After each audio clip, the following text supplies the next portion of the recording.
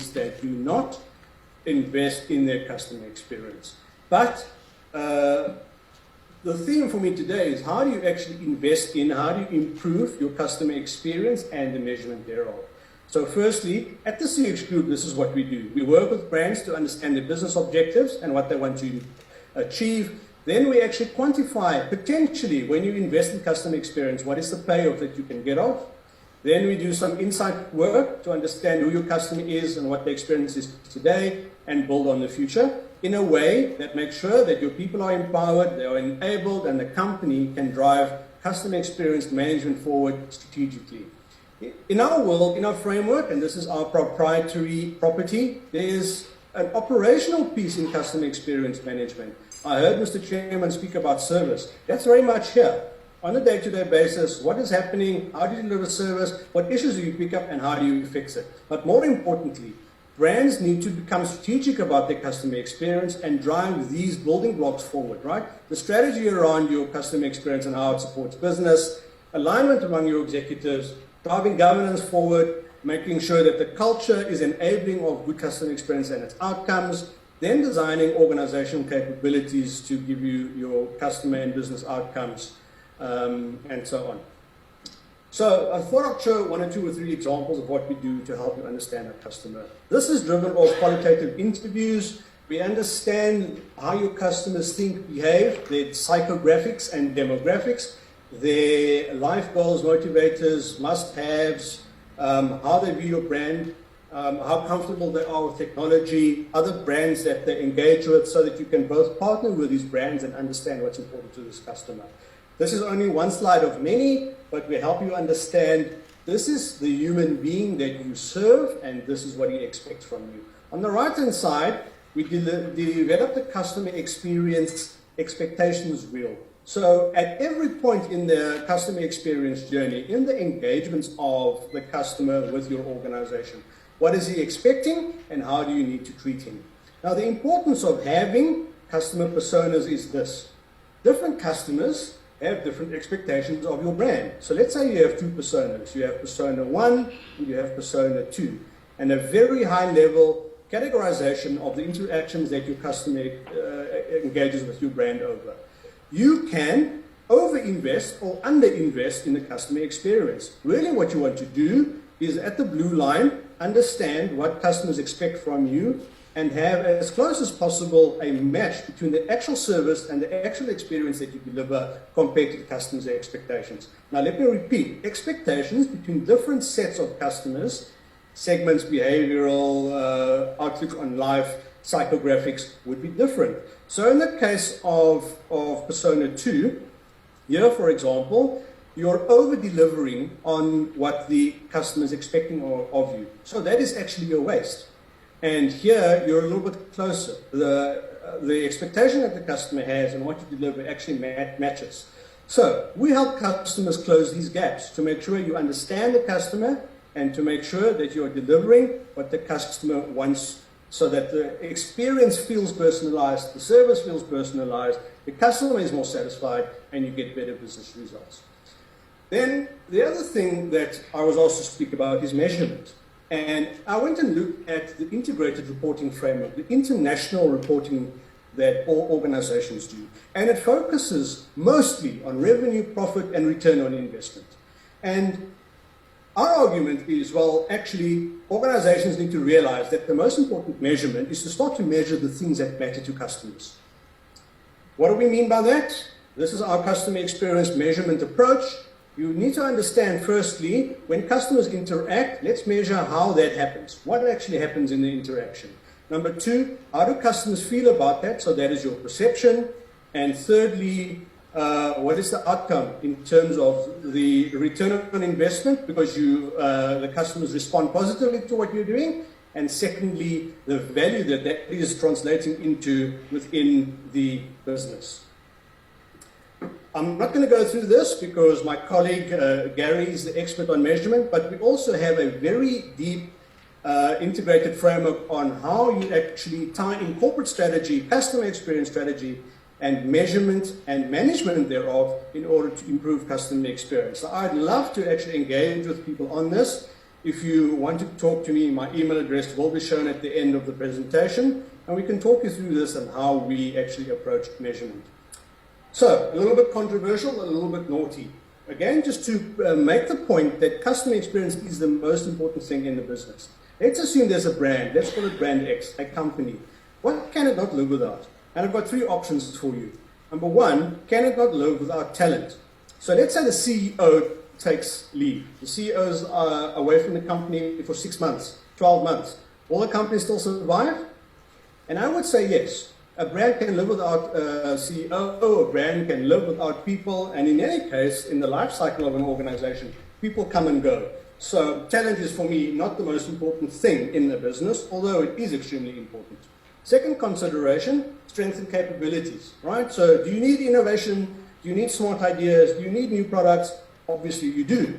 But is that the most important thing? Well, I would say probably not. The most important thing is that the customers are buying.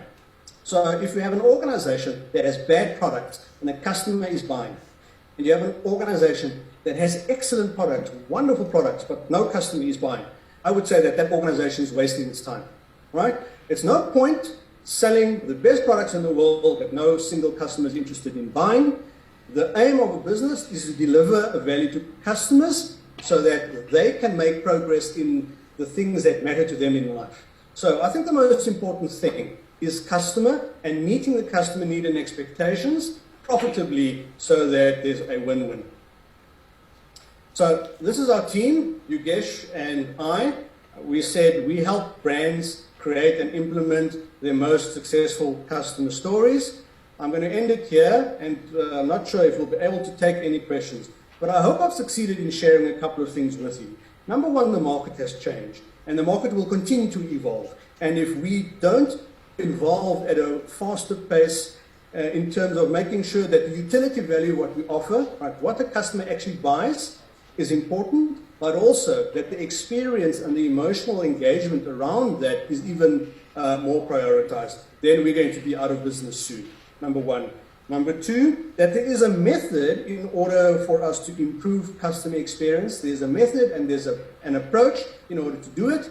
And we can engage with anyone who's interested in finding more on what that method is to ensure that you understand your customers, how they think, how they behave, the psychographics and demographics, and build your company, your operations, your service, your value proposition, and everything to be better than your competitors at meeting that customer need based on what that customer buys as opposed to what you sell.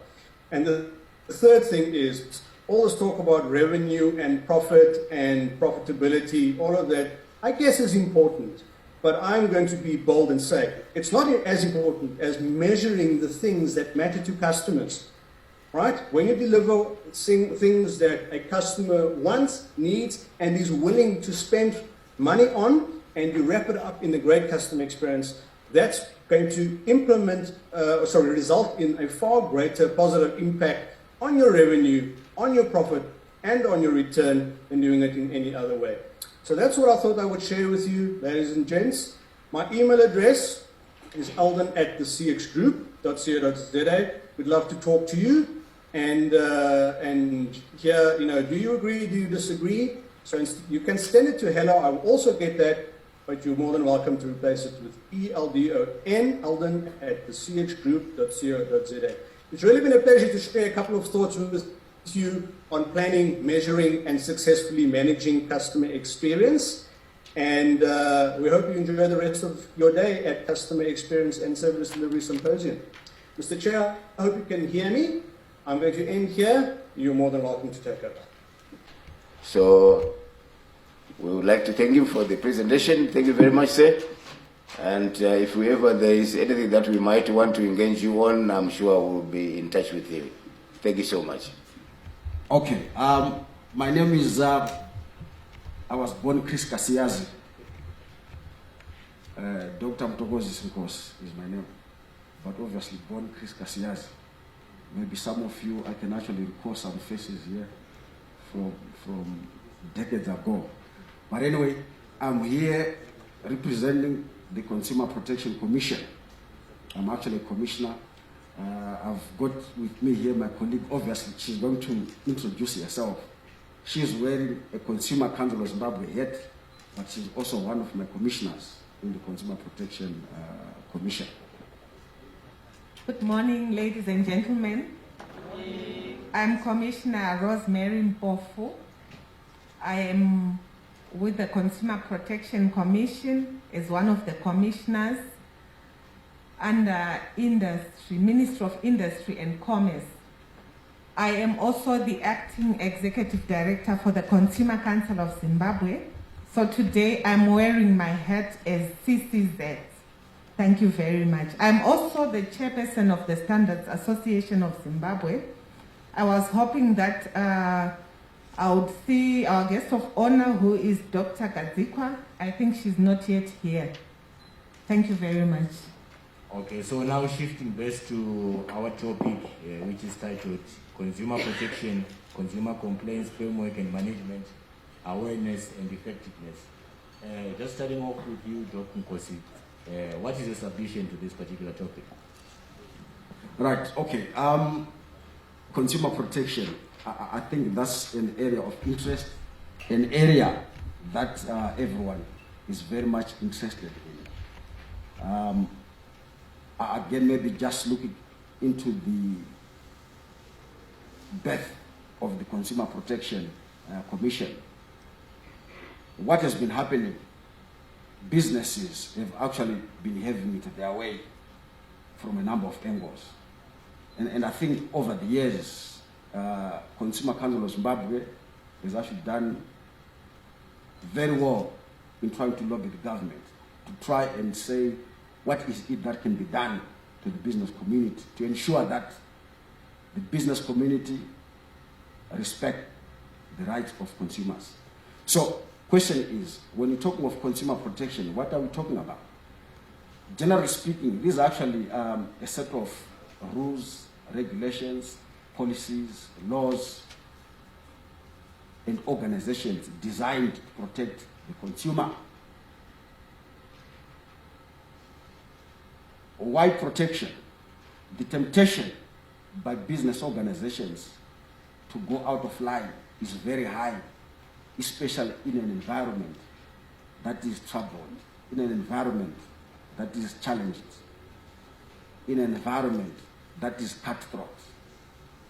Hence, there's a need for someone to come in to try and help the vulnerable consumers so that businesses are ethical in their practices. And the word of consumer protection gets to be very interesting. Why?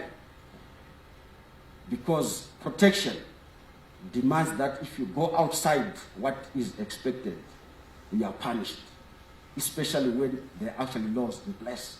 Like in our own case, 2019, the law was signed, and March 2021, that's when it was operationalized. In other words, that's when the commissioners were appointed. And now they're busy trying to put in place the necessary tools to ensure that businesses behave. When you're looking at protection, it gets interesting because there are laws that must be respected. And at times, it gets confused with customer service.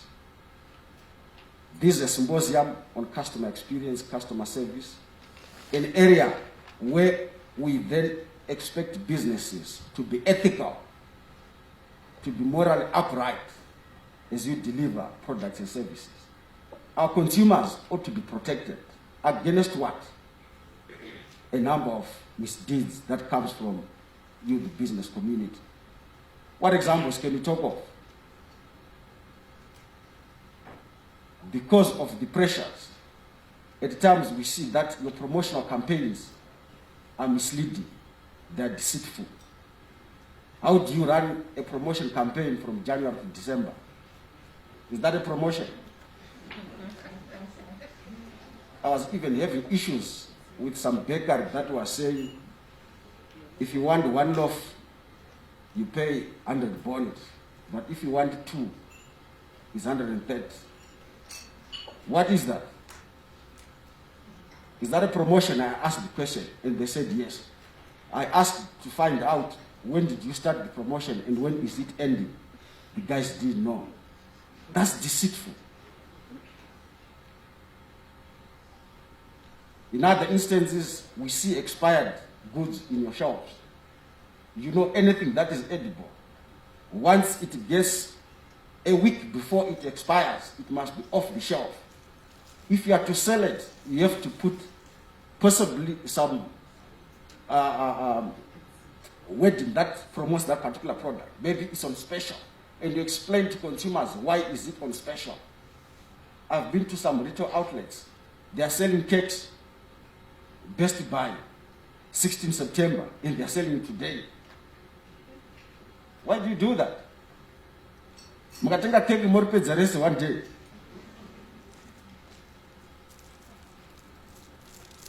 In other instances, there's an issue, something that we call adulteration, right? Where you actually see some organization or some businesses, they actually remove some nutritious, I would say, nutrients from products, or possibly they add things that are harmful, to our health. And all these issues, they ought to be monitored. And we are saying, because of pressures, you are tempted to go outside what you are expected of doing. In addition to these, I would say, legal issues, there's also the moral side, where we now talk of customer service. Because it's not illegal if you walk into my shop and I don't smile at you. It's not illegal. You can't take me to court because I have not smiled at you. And also, but these are now customer service issues. Customer service is where we really say, let's do good so that the customer is happy and they can actually do more to us. I think we've had some excellent presentation. In fact, even as I talk, I'm also an author of New Generation Customer Service. I don't know if some of you have seen this book in our local bookshops. Customer service is my area. But the point here is we are talking about consumer protection. What is it that we have got in the country that it then tries to protect?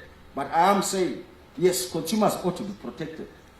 Is it important to protect them? Very much important for you guys as well, the business.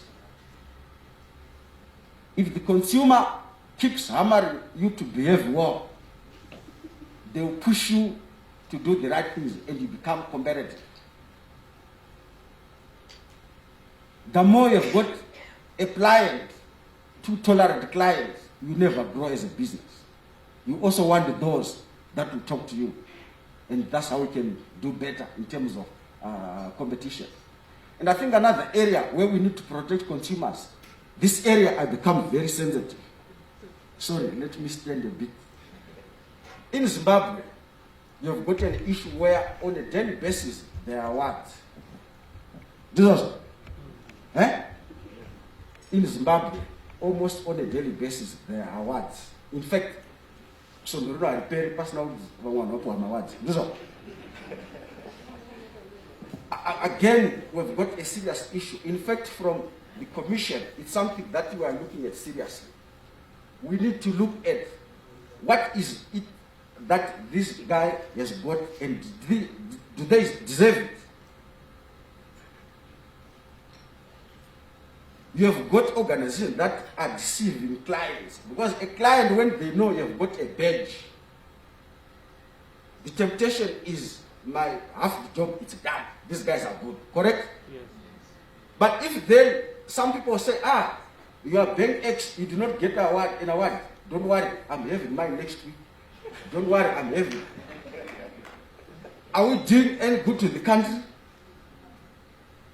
I think as a commission, we're coming in, and I'm serious about this one. Yes, everyone is doing whatever they want, but I think this is the time to protect the consumer. Let's really understand it. What is the basis of you giving this award? How qualified are you to do that? What credentials do you possess that will actually make you in a good standing to award this particular prize? What is right? I think as a country, this is where I've also had issues. To say every day we keep saying the economy is going down. But I say every day there are awards. What is it that we see in these guys that we then give? So it's an issue that I must say we are deceiving consumers out there. And time is going to come when we are going to be inviting you. Right. What hours did you give? Tell us more. All of you in the same class. So that at the end of the day, what might even happen, this is not an empty threat, a serious one. Where we might even say the commission will direct these awards for a time. Up to a point when we see that you are now behaving, you deserve it. It's part of consumer protection. I'm not threatening you as businesses, you are also consumers. You know, if you flip the coin. So these are things that we ought to respect very well. Now, the consumer protection framework, in terms of maybe where does it start or how should it start, at an organization level, maybe I'm not happy with the tool operator. The next level, possibly, let's go to the supervisor, the branch manager, whatever the case might be. But in our own environment, you've got, yes, the organization, you also have sectorial associations, right? And we believe sectorial associations, they are genuine. Yes, we can have quite a number within the same, I would say, sector. It's a sign that possibly there's something missing. But sectorial associations is also one of those that we can look at. From the consumer perspective, consumer protection perspective, we are also advocating for what we call consumer advocacy groups.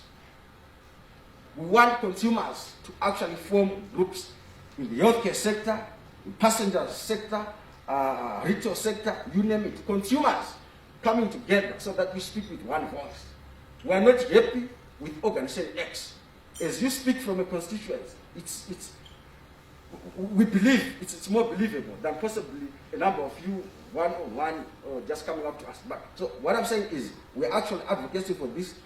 I've got my colleague here, Commissioner Mpofu. Consumer Council of Zimbabwe, in the past has been spearheading some of these issues. But I think as we go forward, you are going to see some changes in the way CCZ will be operating. CCZ with a number of other organizations that are going to be put in place, all designed to protect the consumer. You also have the courts. The Consumer Protection Commission is working with the JSC, Judicial Service Commission, to come up with specialized consumer courts to address issues that consumers are facing on a daily basis. It's something that's coming up, which, in my view, will also speedily, address some of these consumer issues. Questions have been asked: do you have teeth to bite? Yeah, which was my next question, Doc. But before you respond to that, maybe just to interject you, I can pass over the mic to Ms. Mpofu. Just wanted to hear your submissions as well with regards to this particular topic.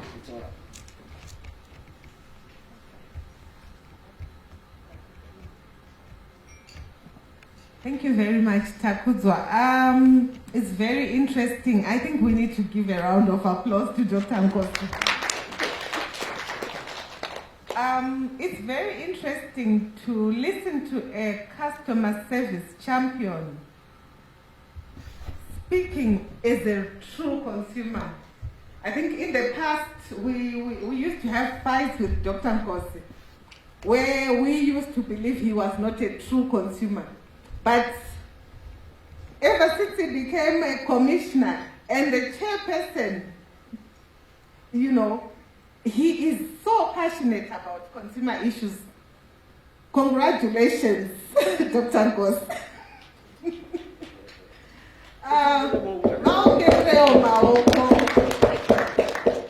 I know there's a colleague of mine, I think she's just stepped out. I'm sure she will be commenting. We are so proud that finally we have consumer protection in this country. Over the years, Consumer Council was noted as the toothless bulldog. And I think we used to fight with many people to say, no, we are not a toothless bulldog, because we were lobbying for the law, for the consumer to be protected through a piece of legislation. I think when that legislation came into place on the 14th of December 2019, we could not wait to see it launched. As CCZ, we even held a celebration sometime in February. And it was only launched in October last year. Why am I talking about the Consumer Protection Act? It has come to level the playing field between your customer and yourselves. The Act is not seeking to destroy the business or the service provider, but is coming to level the playing field so that it creates a very fair ground, fairness between the supplier of goods and products and also their consumer who is buying the product or service, or who is actually the final end user of that product. So you realize that the Consumer Protection Act, Chapter 14 addresses a lot of issues that we have been battling with over the years, sometimes resolving them amicably using, what I might call really just bringing people together, trying to conciliate between the two parties, negotiating. And as you know, sometimes negotiation works, but at other times it does not work, depending on what the parties decide. So the Act is now enabling consumer bodies, including even the Commission itself, to be able to handle consumer complaints. It seeks to ensure the rights of consumers are protected as given. I'm sure with time, many of us, if not the whole population, should be able to sing our rights. We should know that we do have 8 consumer rights with time. The Act is seeking to bring redress, to give a fair settlement of just claims, including even compensation for misrepresentation, for shoddy goods or unsatisfactory services. It is coming to give the consumer a voice where a consumer could not speak out, where they did not feel like they were respected as a customer, where the phrase "customer is king" was a mockery. It is now a reality. Service providers are now more than ever expected to provide customers with reasonable channels to submit claims, to submit complaints, and they are expected now to have complaints departments. Where you had your customer service department or even your complaints department, it is now mandatory that this department should be trained in the implementation of the Consumer Protection Act, because it is now law. If an organization is going to be found wanting, there are charges, there are penalties, there are punishments that's embedded within the law. I don't want to sound like I'm scaring you, ladies and gentlemen, but I just want to encourage you to start with us in the consumer movement. Start now. Seek for training. There are various trainings that are happening. Consumer Council of Zimbabwe was involved in the drafting of the Consumer Protection Act. We are offering training on the Consumer Protection Act.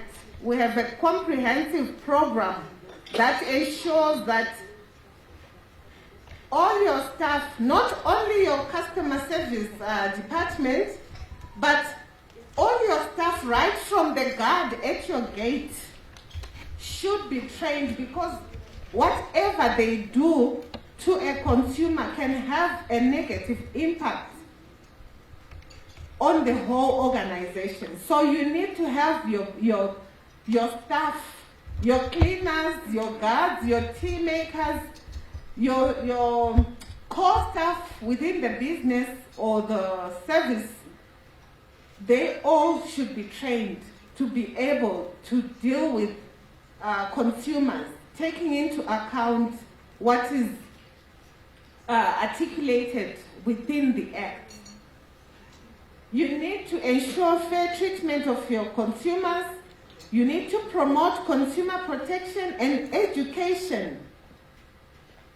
Education has been very lacking on the part of many service providers, where they would take it for granted that a consumer should be in the know-how.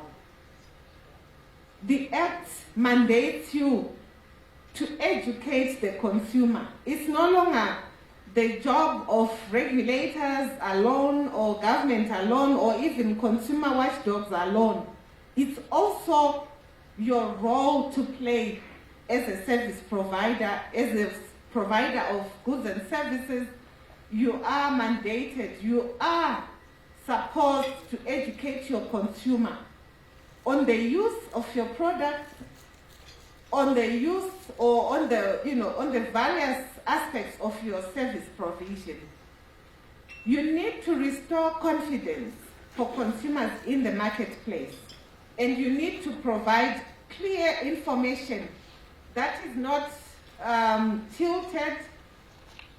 As Dr. Nkosi was saying, sometimes people are so much into misleading consumers through misleading adverts, promotions, and you name it. That is now going to be a thing of the past. The Act does not allow misinformation. You are supposed to be honest in your dealings. You are supposed to give honest information to the consumer. The Act is meant to create a platform wherein business practices operate from a standard in relation to consumer rights. I think one of the issues that you just touched on, Dr. Nkosi, when you were talking about awards, we need a standard on who gives awards. What is the criteria? Is it just every Jack and Jill? That's an example of a platform where there is standards in relation to consumer rights. What input does a consumer have in you awarding, this person or this company? The Act is also coming to encourage competition, while simultaneously discouraging market domination, which sometimes borders around monopolies. You now need to pay particular attention, especially to the services sector, to ensure that the sector adheres to consumer-friendly modes of operation. It is alive to the emerging markets and technologies with the view of protecting the consumer. We have a problem now with the digital world. When consumers are going about their business, be it buying or engaging various service providers, most services are now digitalized, and there is need to make sure that you take your consumers with you. So the Act is also providing for that. Remember the education I talked about, it's now mandatory. You don't want an old Ambuya standing by the till point of sale and she doesn't know what to do on her phone and things like that. There's so many things that the Act is coming to address. At the same time, it's important to ensure that the consumer also becomes aware of their own responsibilities, because consumers too do have responsibilities. However, the Act is coming to say, supplier, be aware. In the past, it used to be buyer be aware. Now it's supplier be aware, because you have more responsibilities than the consumer. You are supposed to be the more knowledgeable one in terms of how fairness can be achieved. I just want to take you through a few sections that I think most service providers really need to take into account. If you look at section 26, that says no supplier shall require a consumer to pay a price for any goods or services higher than the advertised or displayed price. Ladies and gentlemen, for a long time, consumers have been suffering from this. You are walking through the shelves, you are seeing prices that are quite attractive. As you get to the till, you are shocked. Can anyone identify with that? Thank you. Thank you very much. This is now a very, very big crime. Never shall you allow yourself to be cheated as a consumer. Look at section 29, which says visibly wear or display a badge or similar identification device that satisfies any prescribed law. So it's now mandatory. It never used to be. We used to see badges. I think someone was talking about, I think it was you, Dr. Nkos, when you said, when you see a badge, you automatically think, you know, I've actually gotten half the service that I require. Now it's mandatory. You need to provide suitable identification on all your staff members. And as a consumer, I can refuse to be served by someone who is not identifiable. That's the law. Section 30 goes on to say all goods and services marketed for Zimbabwe shall be labeled in plain, understandable language. Sometimes we get goods from all over the world. From the East, for example, goods labeled in Chinese, you know, in all these languages that we are not familiar with. It's mandatory that the goods and services labeling regulations speak to languages, main languages of a country, which in this country it will be Shona, Ndebele, and English. Those are actually mandatory. I'm sure certain sections of our regulations, like if you look at the infant nutrition regulations, they've always been speaking about that. But now it's also embedded within the Consumer Protection Act. Section 18 talks about every consumer having a right to choose goods or services of their preferred choice.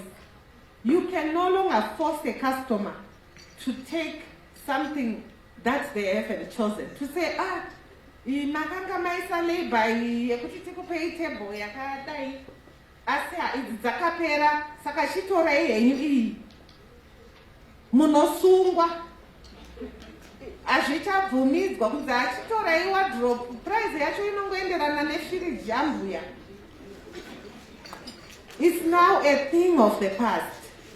Section 20 says a supplier may not charge any cancellation fee in respect of a booking, reservation, or order.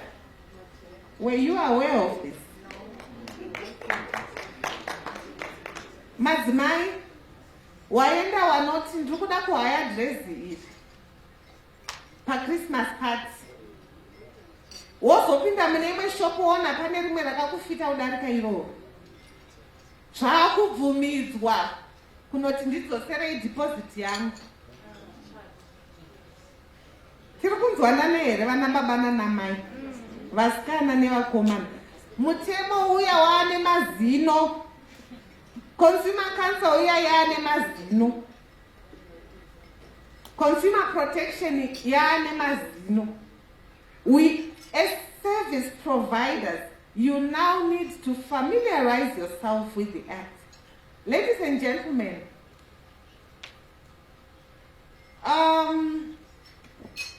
if we continue with the Act, we cannot finish it. It's quite bulky, a little bit, but it requires a proper training. And I said earlier on, Consumer Council is training already because we were part of the developers. We were part of the drafters.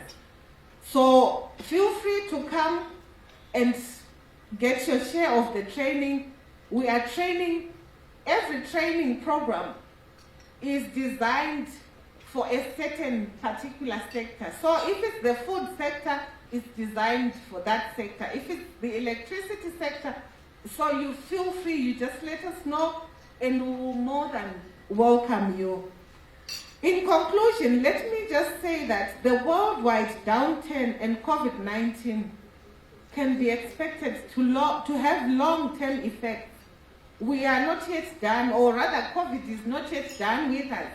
We are still to experience more and more of it, and we need always to protect ourselves, to protect others. Let's protect each other. This means it will affect almost all businesses. I think for us to be gathered in this room, it has taken a very long time. We could not do that a few months ago. So we still need to be able to continue consumers' basic needs. And as companies, you really need to limit the damage that you do either to your fellow employees or even to the consumers themselves. Let's try as much as possible to innovate and to learn from what other people have done in terms of protecting consumers. For example, I see that we have, for our teas, we have the food that is covered. All those are efforts to try and protect us as consumers. So we applaud such efforts, and we expect that as businesses, you too engage in consumer protective actions, innovations which ensure that consumers do not, encounter COVID-19 unnecessarily. So, what am I saying? Even in COVID-19, we still have to observe consumer rights. Staff must always mask up, they must always sanitize, and they must always lead by example. And one of their responsibilities is actually to even remind consumers to say, please mask up. There is nothing as scary as seeing your teller or one of the staff members in a supermarket unmasked. And we are thinking, even manje I speak because there's a consumer activist, you end up wakungotaura zvese. Then that's koma amadi kumbotanga mamaska. Chitombo sanitizer manang. We always say that. And sometimes people think, but it's not like that. We are trying to protect each other. So please, always remember to give your customer the best experience ever. You did say a smile is not mandatory. Yes, it's not mandatory. But you also rightly said that it makes them competitive. Mukasegerera, mukatimoresa, tinofaraiza. In any day, as a consumer, because I'm one of the examples of very difficult consumers, I'm sorry, but I think Dr. Nkos knows. We are trained to be very difficult consumers. There are shops that I will never walk into, except if I'm going to find faults. There are shops that I will go to, not because they have, better commodities or better prices, but I go because of the service that they offer. I'm sure as a consumer, all of us here are consumers. As a consumer, we know how difficult we can be, but A difficult consumer is a treasure. All right, so still on that note, Madam Mpofu, what mechanisms or awareness programs that you are putting in place such that everyone is made aware of this act? Thank you, Takuzwa. I spoke earlier on about the training. For the business sector, we have the training on the Consumer Protection Act. For consumers, we have radio programs. We have 5 offices. Harare, Bulawayo, Mutare, Mashingo, and Gweru. All those offices have community radio programs that they are running with. Harare also does have those.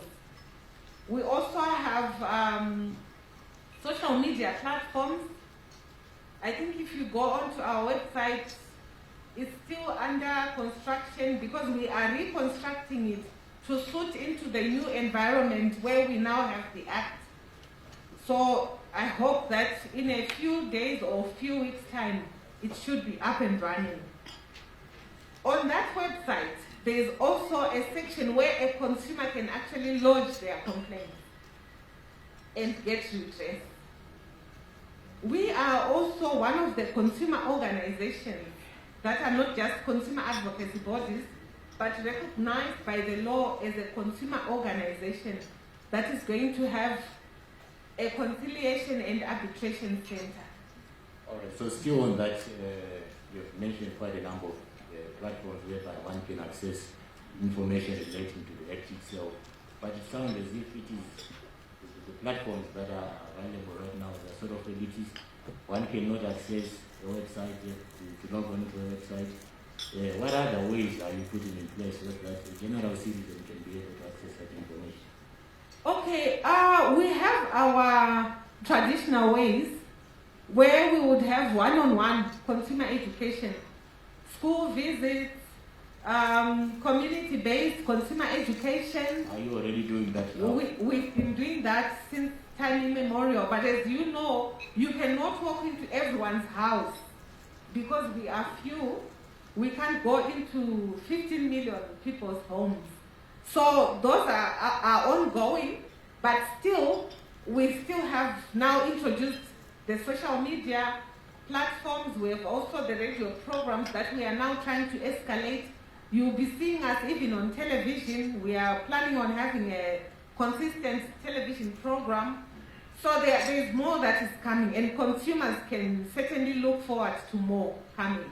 All right, so we're now shifting best to the effectiveness of this act. Maybe Doc can respond in terms of its effectiveness, in terms of ensuring that there is a fair trade in place, a fair trading environment, in Zimbabwe.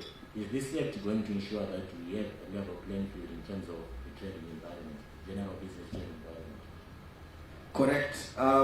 What we're actually working on at the moment, I think like the question that Commissioner Mpofu was talking about, the Commission has actually taken over most of the functions that possibly were under the umbrella of Consumer Council of Zimbabwe. Like I said earlier on, Consumer Council of Zimbabwe, we're actually going to reconfigure in terms of their mandate. I think very soon they'll be looking more on arbitration issues, conciliation. There are a number of things that are actually in the background. But what is going to happen possibly in the next couple of weeks, we are going to do a launch on awareness campaigns.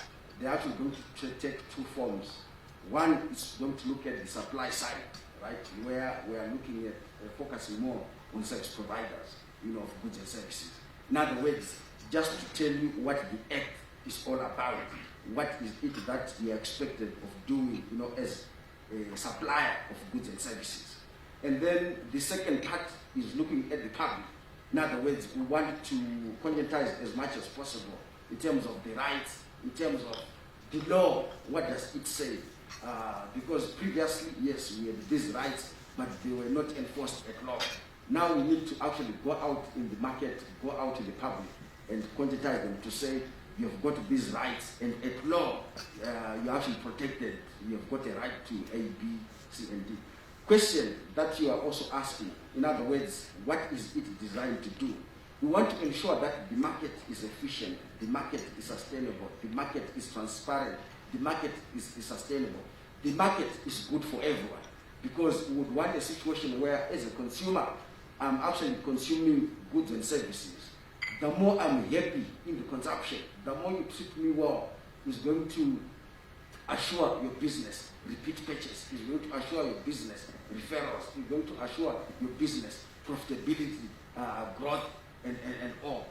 Likewise, we also want a healthy business, because when businesses are healthy, that is where we are assured of constant supply of goods and services. We are assured of employment for our communities. We are assured of social services, because if you are happy, you are healthy, you can pay tax, and when you do, that's how we can, get our social services. So at the end of the day, it's designed to make everyone happy. The more I interrogate how you are doing, it will also translate into you being competitive, because I think when businesses keep complaining that, look, imports are cheaper than what we've got, I think even as a ministry, they are also seized with issues to do with maybe cement issue, right? You actually go to Zambia, it's possibly half what they actually trade. So these are things that the more your consumer does not complain, they build inefficiency in your business. And when that happens, you become price uncompetitive. It actually said to then see our consumers, moving across borders, they're in Zambia, they're in South Africa, to get a product which is readily available. So question is, it's an act that has been designed to make sure that the business is happy, the consumer is happy. And when we have got this is how an economy grows. Without harmonious environment in the marketplace, the economy cannot grow. Hence, even your kids, their employment is not guaranteed in the future, something that we don't want to see. All right, so you have mentioned that you are going to be going into the supply side of the economy, just to get an appreciation of the challenges that are currently militating against the supply side of the economy. How are you going to do that? Because obviously, the supply side of the economy, that is where most of these challenges that you are seeing in terms of price increases and other market distortions that you are currently experiencing are coming from. As a commission and also as the Consumer Council of Zimbabwe, how are you going to do that in order to ensure that the supply side challenges that are currently bedeviled in the country at the present moment are addressed? Well, I think it gets interesting. We don't work in isolation as a commission, but what is interesting is that the commission is housed under Ministry of Industry and Commerce. And the Ministry of Industry and Commerce houses National Competitiveness Commission. And like some of these issues that I'm talking about, the National Competition Commission has been having meetings with businesses to say, if you are price uncompetitive, what is your problem? Why are you not cheaper, maybe, than the guys in Zambia? We want to understand where the bottlenecks are. In my view, what we've seen is that majority of us as businesses were inefficient. We are not quality conscious. And because the more you are not quality conscious, it brings the issue of inefficiency. Inefficiency, which will result in operational costs going up. And that is one of the major problems that we've got in our own country. So it's a question where we then need, at the business level, let's be disciplined. Let's ensure that all issues that do not contribute to the outward product, we need to share those out. But we need to be very much disciplined. Let's come up with the right things. But the ministry, from a government perspective, is very much worried to say, why do we have problems? And we engage, I would say, that commission, yes, it's a sister commission, but constantly engage. It's up to them to obviously do the right things as recommended also by the policymakers. All right, so now going to the delegates, maybe some of you have some questions that you would want our panelists to respond to. Maybe if you can have the mic rolling, such that maybe if some people are having some questions, can be able to pose the questions to our panelists that we do that. We are all customers of politicians here. They promise this and then things don't happen. Are they also going to be affected by this act? I have more than one question, though. The first one is, what if I raise a complaint on the platforms that you have mentioned and it's not responded to? who is it going to be escalated to? And are you also going to communicate to the consumers on the platform what the turnaround times for resolving our complaints will be? Then the other question. When this act was being put together, I was just trying to understand if there was any advisory from the suppliers as well, so that it's not biased, it's not one-sided. The views of both the suppliers and the consumers are considered. And then my last question, how is the council or the commission going to be monitoring adherence to the act? How are you going to be ensuring that all the organizations are adhering to the requirements of this Consumer Protection Act? Thank you. There was a question to say, why is it that the act is just skewed towards consumer protection and not towards their consumer responsibilities? Indeed, that was a deliberate move. If you look at the history of consumer laws throughout the world, where it started, there have been a lot of talks to say that consumers make up the majority of the population in any country. In fact, everyone is a consumer, from the president himself right up to the smallest child that has just been born. Everyone is a consumer. So being the largest constituency, whose voice is never listened to, because all these problems that consumers are facing, no one was listening to them. And yet they are the largest constituency. This is why consumer protection legislation all over the world, any country really, we were very slow as a country to finally enact the Consumer Protection Act. It is deliberate that it should be in favor of the consumer, because consumers have rights, many rights which have been neglected, and those rights now need to come out. The next question was,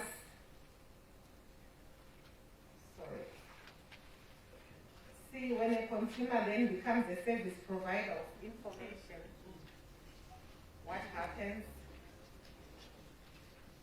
Okay, maybe I've not been taught how to use my iPhone, so Apple should be responsible.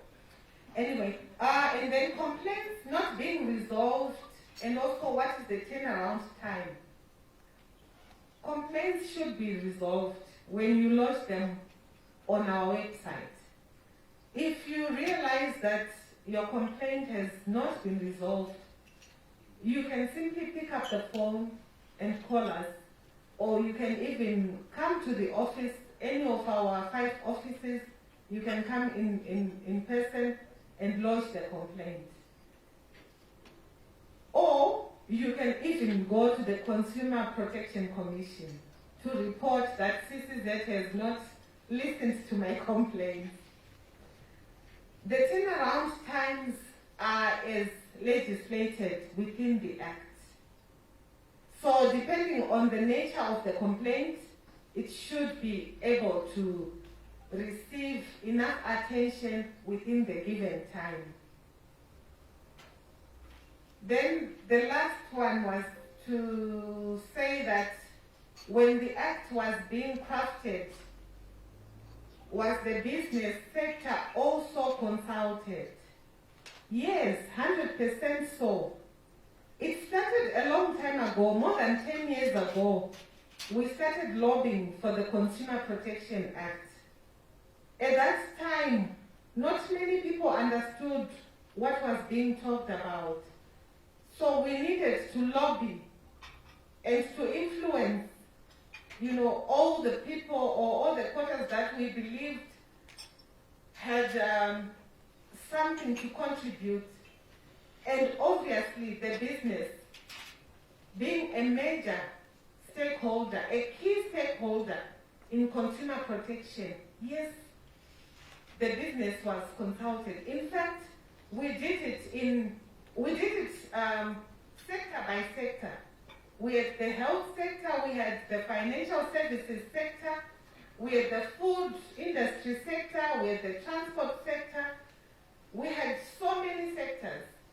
And we even participated in many boards, in many committees, in many task forces to try and lobby, for consumer protection through those various avenues. So yes, and then we also held nationwide consultations where we visited every province and many districts in the country. And we spoke to consumers, grassroots consumers, in the villages, in townships, in community halls, in hotels. And I'm sure some of you managed to attend. I can see a few faces, even Dr. Nkosi, you attended some of our, quite a number of our engagements. We had many engagements. Even with Parliament, we had engagements to request for consumer protection legislation because we were realizing that without the law, it was getting more difficult to attend to consumer protection issues, to resolve consumer complaints. Because people in this country will not respect anything. And we were now finding ourselves toothless. Like I said before, people were now even saying, that is now a toothless bulldog. It started in 1990 when this economy was liberalized to say anyone can sell from anywhere. Kusisina ma standards. Ataibo wona kudara kusibabike kunzi musoro mayimirwa uko. And munhu kana kuri kuti musupermarkets, everything was standardized. But with ESA, standards fell off. And so CCZ found itself without the teeth. Even things to do with price control. I know we try and avoid speaking about price controls, but those used to be there before 1990. Come 1990 with ESAP, there were no price controls anymore. Government tried to introduce it through the NIPC, National Incomes and Pricing Commission, when we had the first inflationary period, 2007, 8, it fell off. What happened the next day? You guys removed everything from the shelves. Because the price controls don't work. We want competition on the market. And as consumer advocates, we are all about competition. This is why we even lobbied for the Competition Commission. Sorry, I'm an advocate. We talk too much. I can see both decisions to respond. Thank you. Yes, I think just to also do a rundown on some of the questions, I think the issue of our consumers, also what is their role, which is very good to say, okay, it's been delivered. But what we can also warn, possibly from a commission perspective, is to say we need consumers who exercise and demand their rights. I think the starting point is to be aware of your rights, correct? And then you are not going to be given this when you approach a service provider. You must exercise those rights, demand them, right? And secondly, we're also expecting to have what we call a cautious consumer. A consumer who will not take at face value what they are told by a service provider. Demand as much as possible full information about what is going on in terms of quality, in terms of pricing, in terms of ingredients, in terms of everything. Don't just be docile, accept at face value what you actually give them. You must be quality conscious, right? As much as possible, look for certification badges, quality certificate. Right? You guys, are you ISO certified? You guys, are you SAS certified? You guys, this product, does it meet the standards that are required, right? This is what we also expect you to do. Secondly, insist on cash receipts, right? Don't just get things that are receipt and asa. In the event that you are going to have a problem, you need evidence that yes, a transaction took place. So we're also looking for a consumer who is very much informed, knowledgeable. Don't fear anything. You've got a right, and even that right to say yes, you have given me this. You've got a right to buy a gadget. You go home, you decide I don't want it, bring it back, get your money. There's nothing like no, as you have got that period to cool off. Maybe you purchase this, you are in a rush, you don't see it well, you are at home, you analyze, this is not what you want, you've got a right to actually bring that back. Secondly, there was another question asked about how is the commission going to monitor? As well as the commission, we are looking for investigators and consumer protection officers, people who have done either diploma in consumer protection or diploma in customer relationship management. We are looking for people countrywide to monitor the behavior of service providers. Not only monitoring, they can also, these consumer protection officers, work to try and address, the situation, conciliatory at that particular level, just like they've got your level officers. So we're in the process of actually putting these people in place, and they are going to be countrywide. In a cell, in a branch, district, province, countrywide, they're going to be there. And then lastly, there was the issue to do with quality, to say this act does it also touch on them. Okay, you see, issue is every service provider, we expect them to deliver what they promise. Maybe as a country, we have not done enough in terms of courses, skills to do. I'm going to try and compress a 2-day course into a few slides just to give you a good overview on how important customer management strategies are. You're welcome to ask me questions if there's something that you really want to get more to grips with. But let me just see if my presentation slides is moving. Great. So the first slide I'd like to talk through is around your top line. So your customers drive the revenue of your business, and it is really important to understand the importance of your customers and how critical each component of the customer strategies are that drive your new business, to understand why your customers cancel and leave you. So once you understand your business is growing from a net perspective, what are you retaining from an existing portfolio, so you understand exactly what is supporting your top line growth. So to give you a view, and I'll go into more details on some of the ensuing slides, if you don't understand the makeup of your new business, exactly where your target customers are, how good those customers are, how good your distribution is, at accessing those customers, you're not going to get the required inflow of new business into your business in order to drive the growth ambitions that you may have. And if you've got all of that activity aimed at your new customers in the market, but unfortunately your service experience and your business products and services are so bad that people are cancelling with you, of course you're not going to grow, because your net new business is going to be negative and your company is going to continuously shrink. And when you get a company that's continuously shrinking, of course then you've got to look at your cost, and then it becomes a negative spiral where you're cost containing in order to try and get to profitability, but you can't expand because of the fact that you don't have the necessary top line coming through. So managing customer cancellations and understanding why they complain is actually gold. You need to know where the service breakdowns are in your business and the reasons for clients moving away. When you establish that, but it has to be established right through your value chain, it is then important to go and get it fixed. And customer complaints shouldn't be looked at on a monthly basis, but on a daily basis.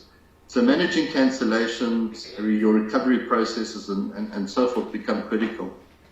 The second component, once you've got to a point where you've got net new business, so your new business that you're onboarding is greater than your cancellations, is then to have a look at your existing portfolio. Because in your existing portfolio, you're going to need to understand how to retain them. So to retain a customer, you're going to have to understand how to sell to them, how to manage their portfolio, how to look at their life stage through segmentation, to understand the product mix that they may have. And then, of course, to ensure, of course, that your competitor doesn't have an opportunity to acquire new customers from your existing customers. So the whole share of wallet notion, the whole issue around product split is really, really important when you look at retaining your existing portfolio. So great stuff. We've now retained our existing portfolio. We've got net new business growth. So then your business grows, which is great. So you've taken care of your top line in your business through managing your customers correctly. You then go on to the profitability, which is where your shareholders come in. And of course, you're always stuck in the middle as a business, because you're driving the expectations of your customers, which affects your top line, but your shareholder value comes from your bottom line.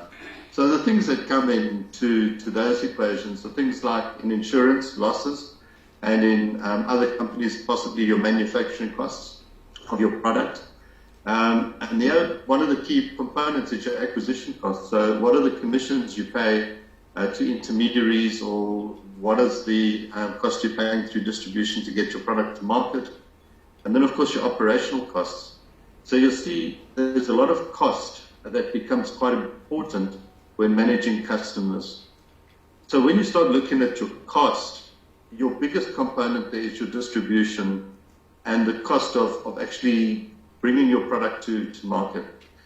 Very important to understand that, because when you're looking at, in the banking terms, there's a thing called ROIC, which is return on economic capital, which really takes two components into consideration. It's your acquisition cost and the cost to discount to the customer. So the theory behind that is you want to acquire more customers. You can either pay your distribution more in terms of commissions for them to go and sell harder, or you can discount your product slightly in order to make it more attractive to customers. But once again, those are trade-offs which you would need to understand in order to manage the pricing and the structure of your product to your customer and the way you take it to market. And if you get all of those elements correct, you're then going to have a profitable business. Okay? But if you mess up on your customer strategies and you don't get the required new business in, or you cannot contain your cancellations by servicing your customers correctly, you're not going to grow your business, and you will lose your existing clients in the process, especially if you're not aware of what your competitors are doing and what they're doing it better than you are. If you don't manage the profitability of your business, no matter how good your top line is, if you're not managing the expenses and the associated costs of doing business, you are not going to be profitable, and your business will then cease to exist. So there's a very fine balance between your cost management component as well as your new business onboarding. So let's go to the next slide. I don't know if there's any questions anybody would like to ask me around the slide in particular. Great. So if we move on to the next slide. This I'm not going to go into a lot of detail in, just purely because of the fact that I was trying to see if I can get rid of this one thing. Okay, so this slide is very key, but it takes a few hours to go through the detail, but I'm going to give you the orientation of what we're talking around here. So profitable growth are the two pillars of a business which just are really key. And when you start designing your commercial strategy in order to make sure that your business is going to grow profitably, you are going to focus on your commercial strategy model. And the first thing that you're going to do is you're going to understand the markets which you are servicing. And generally, it's either the personal market or the commercial market. Great stuff. So you then understood the key markets which you want to go into. You're then going to have a look at two components, one being an established traditional market and the other being a new market. So your established traditional is where you and your competitors are doing your business as usual. That is the current market that is out there, of which you own a market share. Those are the customers that understand your product and are making use of a product, or making use of a similar product at a competitor.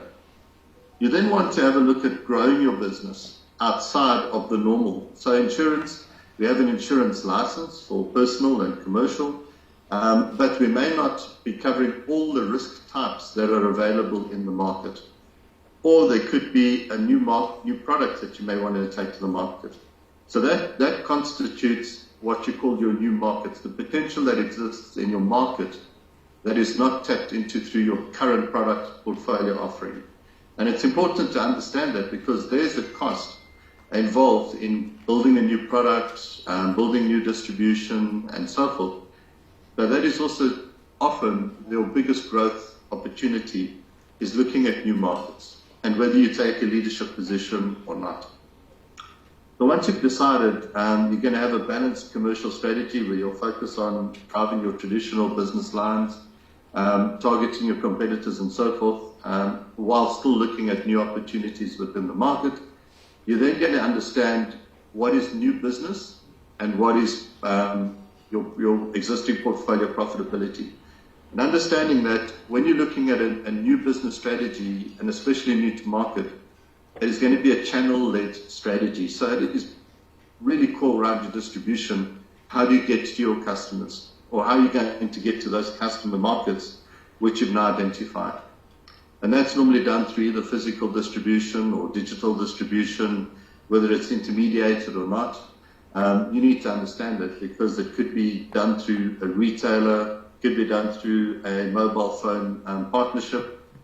Many, many ways to actually get out there and take your product to market. But for new customers that are going to be dealing with you for the first time, your channel that you use and how desirable your channel is really going to be the differentiator between you and your competitor.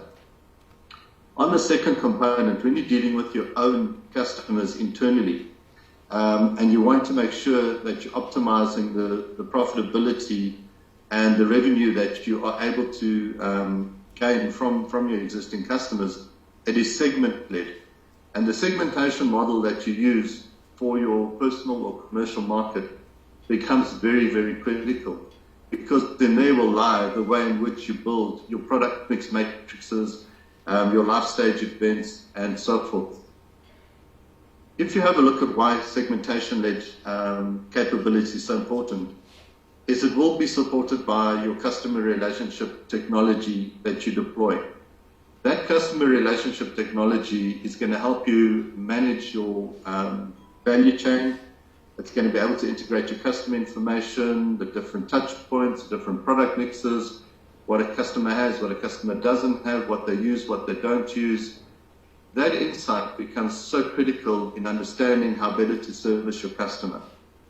Either why they don't want to use certain products or what products are more preferable, at what life stage, and so forth. Because if you think about it, if you've got a group of clients that range from scholars to students to young adults to middle market and then to seniors, for argument's sake, each one of those life stage will make use of different product types and services. And if you're marketing the wrong grouping of products to the wrong segment of customer, they're not going to buy the product, or you're not going to be able to price the product correctly because they don't earn the revenue to pay for the product that you're offering. So therefore your segmentation model becomes important, as well as the associated what they call product mix matrix, which supports that particular customer. So very, very important for internally your relationship team to be very focused on how they maximize the CRM, the information that they have on the customer in particular, and the way the customer uses the products and services, as well as the segmentation model in order to understand how best to take your products and services to your core customers. Because if you think about it, a client that's got basic needs and will only maybe make use of one product is very different to a complex need client that may make use of 20 products and services, where you are able to generate maybe 20 times more profit from the one customer than 20 accounts on the other side of the spectrum. So understanding how to structure your business to service those different pockets of clients becomes a huge differentiator in whether you'll be successful in the market versus your competitors. And the better your systems in terms of your distribution, your products and solutions, and the sources of business, and how good your CRM capability is, and how good your information is, and how good you segment your business, will really depend on, will really support how well you actually are able to serve your customers, and whether your customers will have the high satisfaction on the way that you're servicing them. So let's go into a little bit more detail on this. So if you're looking at your sources of business and you say, well, you want to engage with, for argument's sake, estate agents because you want to target first-time home buyers, for argument's sake. And you say, well, you know, there's really a good lot of estate agents and home buyers sitting in a certain province in a certain country. Do I have specific distribution to get there? So for argument's sake, do I have bond originators, or do I have bank branches, or do I have a really good website where customers can go on and actually take out a mortgage loan? Or is the mortgage loan product I have the best in the market? Does it have the most benefits and features for the client? Is it correctly priced? Is it got the best terms and conditions, and so forth? If you can tick all of those boxes to say, well, I'm in the best residential area with the best estate agent, being serviced by the best originator, my products are the best, there is no reason why you won't take the market leading position because of that, because you are leading in each one of those critical components. You then get that client onboarded as a home loan client and you bring them into your business. Then your CRM capability kicks in to say, we've just got this client. This client is an established middle market client, age of around 40, and they've just purchased a home in a very exclusive area. You know what? We know certain or similar customers in our database that match this customer's profile, make use of a motor car, make use of a transactional account, they make use of a personal loan, an overdraft, a credit card, they make use of short-term insurance, they also have life insurance to cover the home loan. And so you can pick up 20 products quite easily that can be then sold to that one single customer that was onboarded as a new business client, because of the fact that you've got good information, you've got a good segmentation model, and you've got really good CRM capability that can help you identify that. If you've got 5 clients, it's not a problem, but when you're dealing with 650,000 clients, you need to have a level of automation in order to help you identify this. So those components of your business become critical.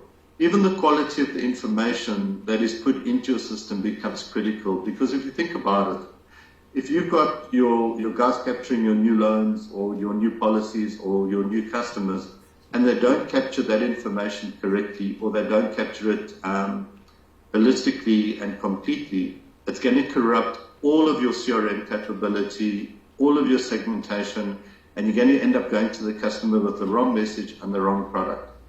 So everybody in the value chain, from when your client is acquired right through to how your client is cross-sold and upsold, becomes critically important because of the data integrity and quality that's done. Of course, all of this now you need to manage in your business. And the best way to manage your business is through what you call your balanced scorecard approach. Because if you think about it, everything that lands on the financial model, which I showed you previously, is as a result of what you do with your customers, whether your customers are growing, whether your customers are growing in profitability, whether your operations are doing well, and are able to service your customers correctly, and whether you have the right people and skills in order to drive and support the operations, which inevitably support the customer, which generate then the value.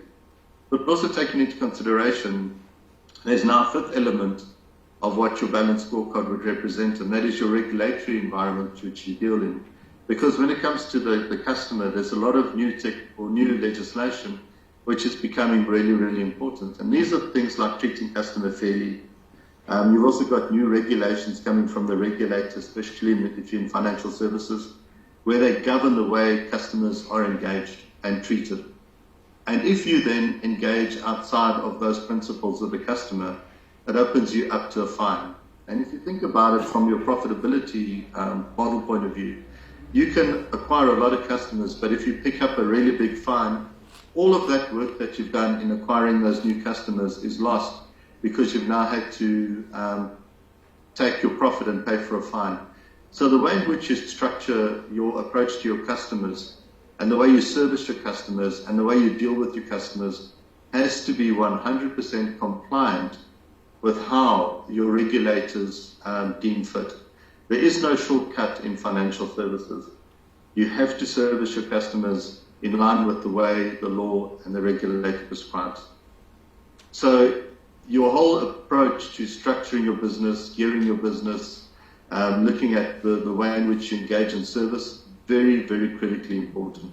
I cannot emphasize that. If we go to the next slide, which is really getting into the real nitty-gritty. When I look at my customer strategies, I call it customer care strategies because we care about our customers. And we add one extra component, which is around usage. So it then becomes you care. And yes, you do. You care for your customers. Big component there is, for argument's sake, driving usage. So if you give a client, for argument's sake, a transactional account, from a banking perspective, which relies on the amount of transactions that go through the account in order to reach a point of profitability, you would want the customer to use the product more than once. So there's different techniques. You could encourage your client to go to an ATM or go to a point of sale machine or so forth in order to lift the volume of usage of that card. If it's a married client, you can also give the spouse a card as well. So that automatically doubles the number of transactions on that single account. You can look at what they call cost containment, which is really the profitability of that particular relationship with the client. The acquisition of new customers, the retention of your existing ones, and the expansion of the relationship through cross-selling with your existing customers.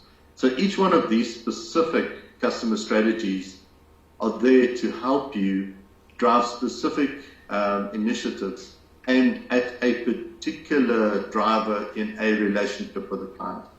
And if you can do this correctly and you do it properly, you will have a profitable relationship with your client. So in order to put our customers in the center of everything we do, there's a thing called assess, plan, execute, evaluate, which I call APE squared, which is really management by objectives. Okay. So when you go out and you do your sales strategy and your commercial strategy, you will go out and use sales intelligence to determine which market, how big is the market, can we grow the market, what is our share of that market, and so forth.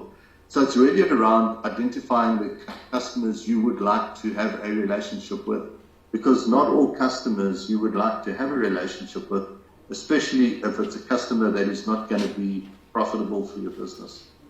Okay, that is very important because the relationship that you have with your client is a two-way street. You're not a charity. You're there to service a customer in order for value to be generated for your shareholders. That's what keeps you employed, and that's what keeps your business in business. So once we've established where our customers are that you want to service, which market and so forth, we then start very close integrated planning to understand how best we're going to service and support those customers in terms of our commercial model. And there's a lot of work that's done around your operational strategy, your distribution plans, your forecasting, and so forth.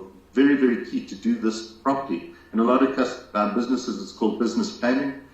In this model here, I'm talking around sales planning because that's where I focus most of the time. You've got to look at taking into consideration all your functional components of the value chain in your company, which includes your strategy, your planned salvages or your operations, your customer, your finance, all of the components of your business. If they're not aligned in the customer objective that you have, you're going to give a poor level of service to your customer. Everybody in the business, from the front end to the back end, has to be aligned. And that is seen in the component sales enablement. I love the word sales enablement because people underrate it quite a bit. If you don't enable something correctly, you cannot service your client correctly. Let me give you a good example of that. So we want to have a digital strategy with our distribution to make it more cost effective for our distribution to service customers and to make it more effective, particularly in times where you may not have physical access to an environment. So we then bring in a digital and technology solution. Has all the functions been enabled, and is it done in a way that a customer can use it and are able to then satisfy all their needs that are promised? So if you've got a digital platform and you promise self-service, but there are no self-service enabled functions, the client's not going to use that distribution component. Or if it's difficult to use, they're not going to use it. Or if there's no training involved in how to use it, it's not going to be used. Okay? So it's very, very important that when you're looking at your integrated planning, your market which you want to go to, is how to enable it so that your customer can benefit from it. Absolutely critical. And you have to align the sources of where your customers are coming from to the distribution channels, to the fulfillment process, which is really around your people, process, and systems. Okay? If these things aren't aligned, and you'll see I've got all the arrows saying please align, your customer is going to get a very disjointed feel for your business. And it's going to be an unhappy experience through your business. Guess what? Your customer will feel it. They'll be happy about it. They will give you a good customer service rating, and everyone is going to be happy. But once again, you're going to go back to the evaluation of your business and how well you've treated your customers. And that's done through the sales measurement. Okay, so for argument's sake, if you don't have sales activity, guess what? You're not going to make your top line, you're not going to have business. If you don't have the sales funnel and understand your sales funnel about how many customers you need to be working with in order to make revenue sufficient to keep your business in a profitable growth state, guess what? You're not going to be successful. If you don't have the right sales scorecards that drive your distribution, guess what? You're not going to be able to drive the right activity, which is going to really have an impact on the customers that you're targeting. If you don't measure all the components in your balanced scorecard, guess what? You're going to miss something, and your customers will feel it because they're not going to get the right operational service, they're not going to get the best trained skills resource, and not going to have the right products in order to make them want to buy from your business, which will then drive your profitability. Customer service is so critically important because the way you touch your staff, the way you touch your customer is felt and it's seen. And if your customers see, for argument's sake, that you're treating your staff badly, your staff will automatically treat your customer badly. It is so blatant. So everything within the value chain, you need to make sure that customer service is paramount. The way you engage, your whole values, culture of your business should be centered around how you make that customer feel. Service level agreements are very important, especially when there's commercial clients involved, where there's a dependency on specific turnarounds and service deliveries within your business. Very important to give that satisfaction to clients, to say, yes, every new application we will have done for you within 24 hours. It just gives people confidence in your business, and it also just helps people establish whether you're giving them a poor service, a good service, or a great service. So important for that. So holistically, this is just a framework of how you gear your business in order to be sustainable and to service your core customer care strategies. So another key component is to establish, and this is a slide that comes from Accenture many years ago, where it says, well, if you want to increase the revenue from your customers, as I said right at the start, you're either going to grow your customers through an acquisition strategy to get new business in, or you're going to focus on your existing customers where you want to grow the revenue per relationship. And there's a lot of study that's been done by a lot of very clever people to say often there's more value in increasing the revenue per relationship than there is of acquiring new customers. So there's more value in cross-selling, upselling your current customers than actually going to acquire new ones. It stands to reason because you understand your customer, you know something about them, you know that they're a good payer, you know that they're a good buyer, etc., etc. So you're then able to expose them to new products, new services based on their life stage and their changing life needs as they grow through the different stages in their life. Getting married, having children, buying a home, buying a car, all of these sort of things bring new opportunities. Okay, so very, very critically important that you understand how your business operates and what are these key strategies that you want to adopt in order to keep growing your business. And there's a number of different things you can do by increasing customer referrals, improving marketing effectiveness, and so forth. A lot of very specific strategies which you adopt in order to drive this. So this is a profitability matrix which I developed specifically from a banking perspective. But when you're looking at a customer, you really want to understand the monthly turnover or the salary band that customer falls into. Because without revenue, a customer is not going to be able to buy your services. And if a customer only has a certain amount of disposable income, only want to be selling a certain number of key products that will make that relationship optimal. Because you can also sell a client into an unprofitable state because of the fact that you're bringing more operational cost into the relationship than really just managing the profit. So you can have a situation where a client's earning very little and you try and sell them 5 products. They're not going to be profitable because most likely a premium will bounce or they can't use the product or something like that. Okay. Very, very important because every product carries a cost, every distribution carries a cost.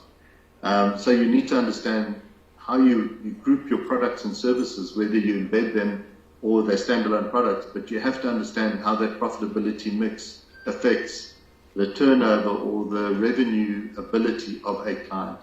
Once you understand that, of course, then it becomes easy because then you can say, well, I know there's so many of these type of clients earning between 25,000 and 49,000 in the market.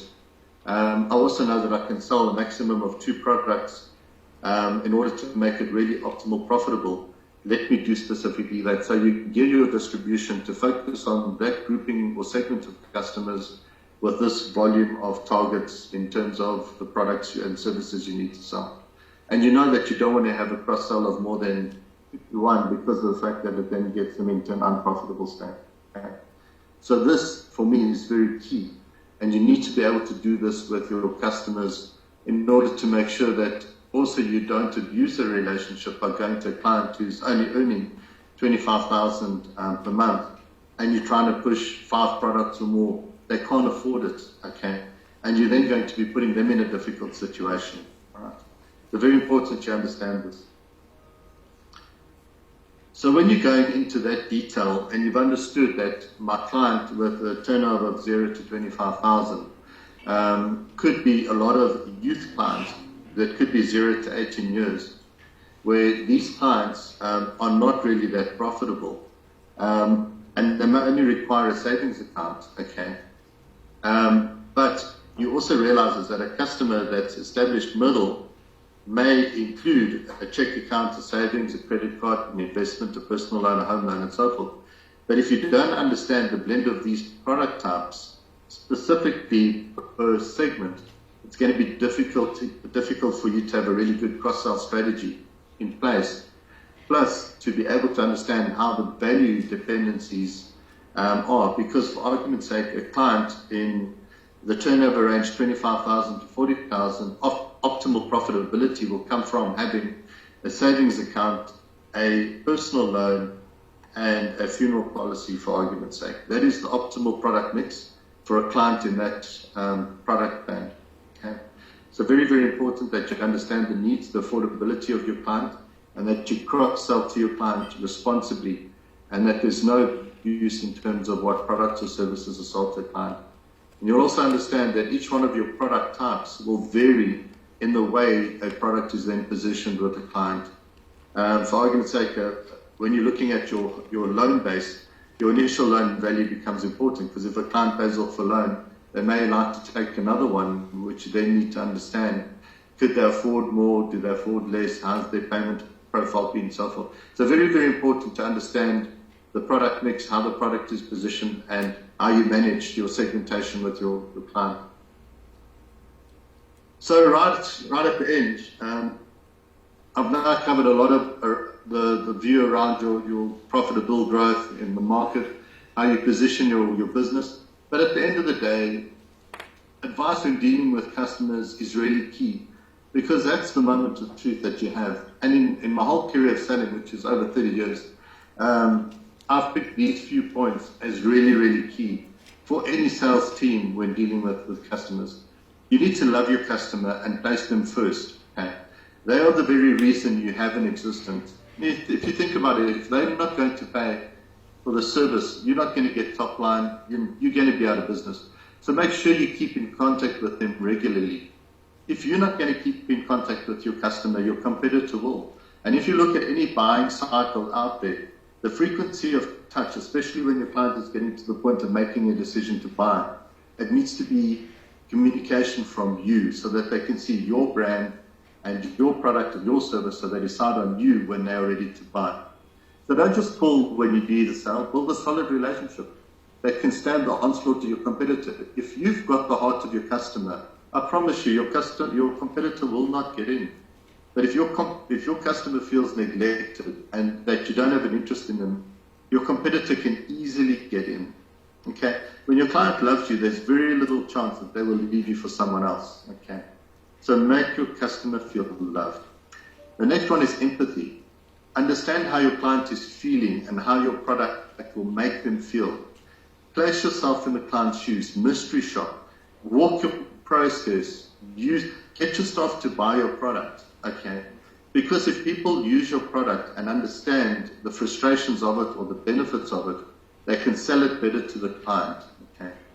Very, very important, because if a client doesn't feel that you empathize with them, especially when they're complaining, you've got a problem. Communication, absolutely critical. Without good communication skills, you'll not be able to service your client, your customer correctly. In a sales process, often you're using questioning techniques, you're connecting with your client, you're establishing what the need is. Whether it's a parent need or it's a real need, you need to understand that, and you normally go through questioning. And once you've established that need, that is when you're able to position solutions through negotiation, and you then handle any objections through being able to position the right solutions for the needs that you've identified. If you cannot communicate with the client, you're not going to be able to establish, you're not going to be able to connect with the client, you're not going to be able to establish the needs. And therefore you won't be able to sell properly or service well to a customer. Next one is around people skills. Okay? Attitude in this one is absolutely critical. If you've got a bad attitude, it's going to rub off on your customer and they'll walk away. How often haven't you gone to a place to purchase and you've been serviced by somebody that's got a really bad attitude? You don't go there again. No matter how good that brand is of that outlet, because of the way you were treated by the salesperson or the service person, you will not go back there again. When you're doing complex selling, it's so important to also be sensitive around the profile of the person you're selling to.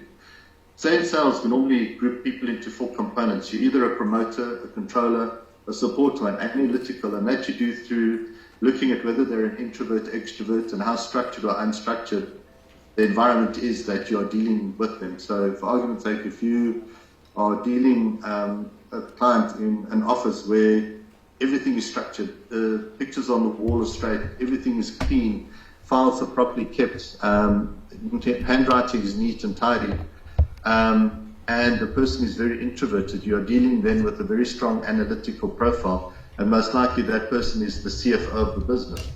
So therefore, in your proposal, when you sell to them, you're going to have a lot of facts, figures, graphs, tables, all your digits will align to the right-hand side of the margin, and so forth, because that is the way that that person will receive information and interpret the way in which you are then selling to them. Whereas if you go to a supporter who's normally your HR component to look at the warm and the fuzzy elements of your business and who are more feeling orientated, if you come with an analytical approach and you forget to say to the supporter how important it is for this product to service the needs of the staff, for argument's sake, you're not going to get a sale. And the controller, you need to give choice, and the promoter, you've got to deal on the ego side. If you don't understand these type of things, you can very easily miss the way you need to communicate in order to service your customers. Very important. Keep your word. If you break the trust with a customer, forget it. You will never make another sale. And in this business, we have to keep repeating selling to our customers. So follow through and build credibility with your customer. Your next sale will come from that. Believe in yourself and the product. If you don't believe in yourself, forget it. You will not sell something to a customer, because the customer will sense that you don't believe in the product you sell, and therefore there will be no trust or integrity in that relationship. Okay? And never ever speak negatively of the company you are representing. Okay? No matter how cross you may be because you weren't allowed to go on lunch or something like that, you never ever speak negatively of the company you represent. Talk less, listen more. Often a client will actually sell the product to you. You don't have to really force a sale. If you know that your customer needs this product, let them discover it for themselves. You just need to ask a question, prompt the thought, but you don't have to hard sell a product. Often you just need to let the client talk, and you can then pick up on that. Negotiation is absolutely critical. I don't like to say you've got to handle objections, because it's not about that. It's about the art of negotiation with the customer. The sales is a process comprising of objections and proposed solutions, and you need to understand how to hear where your customer's coming from.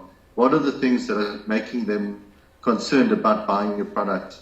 Is it the features and benefits? Is the cost?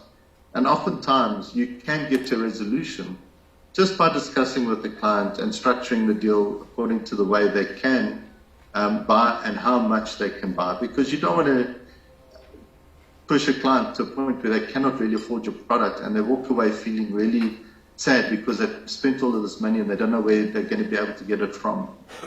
Humility is everything.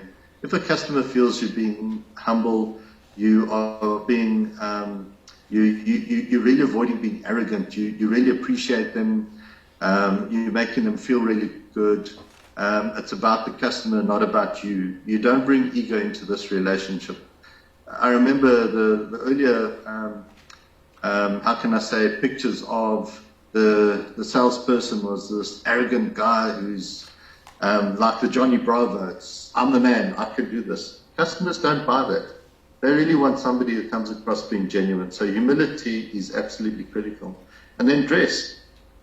Trust me, dress for success. If you're well groomed, you portray your product in a really good way, and you show your company in a good way, and that shows respect to your customer.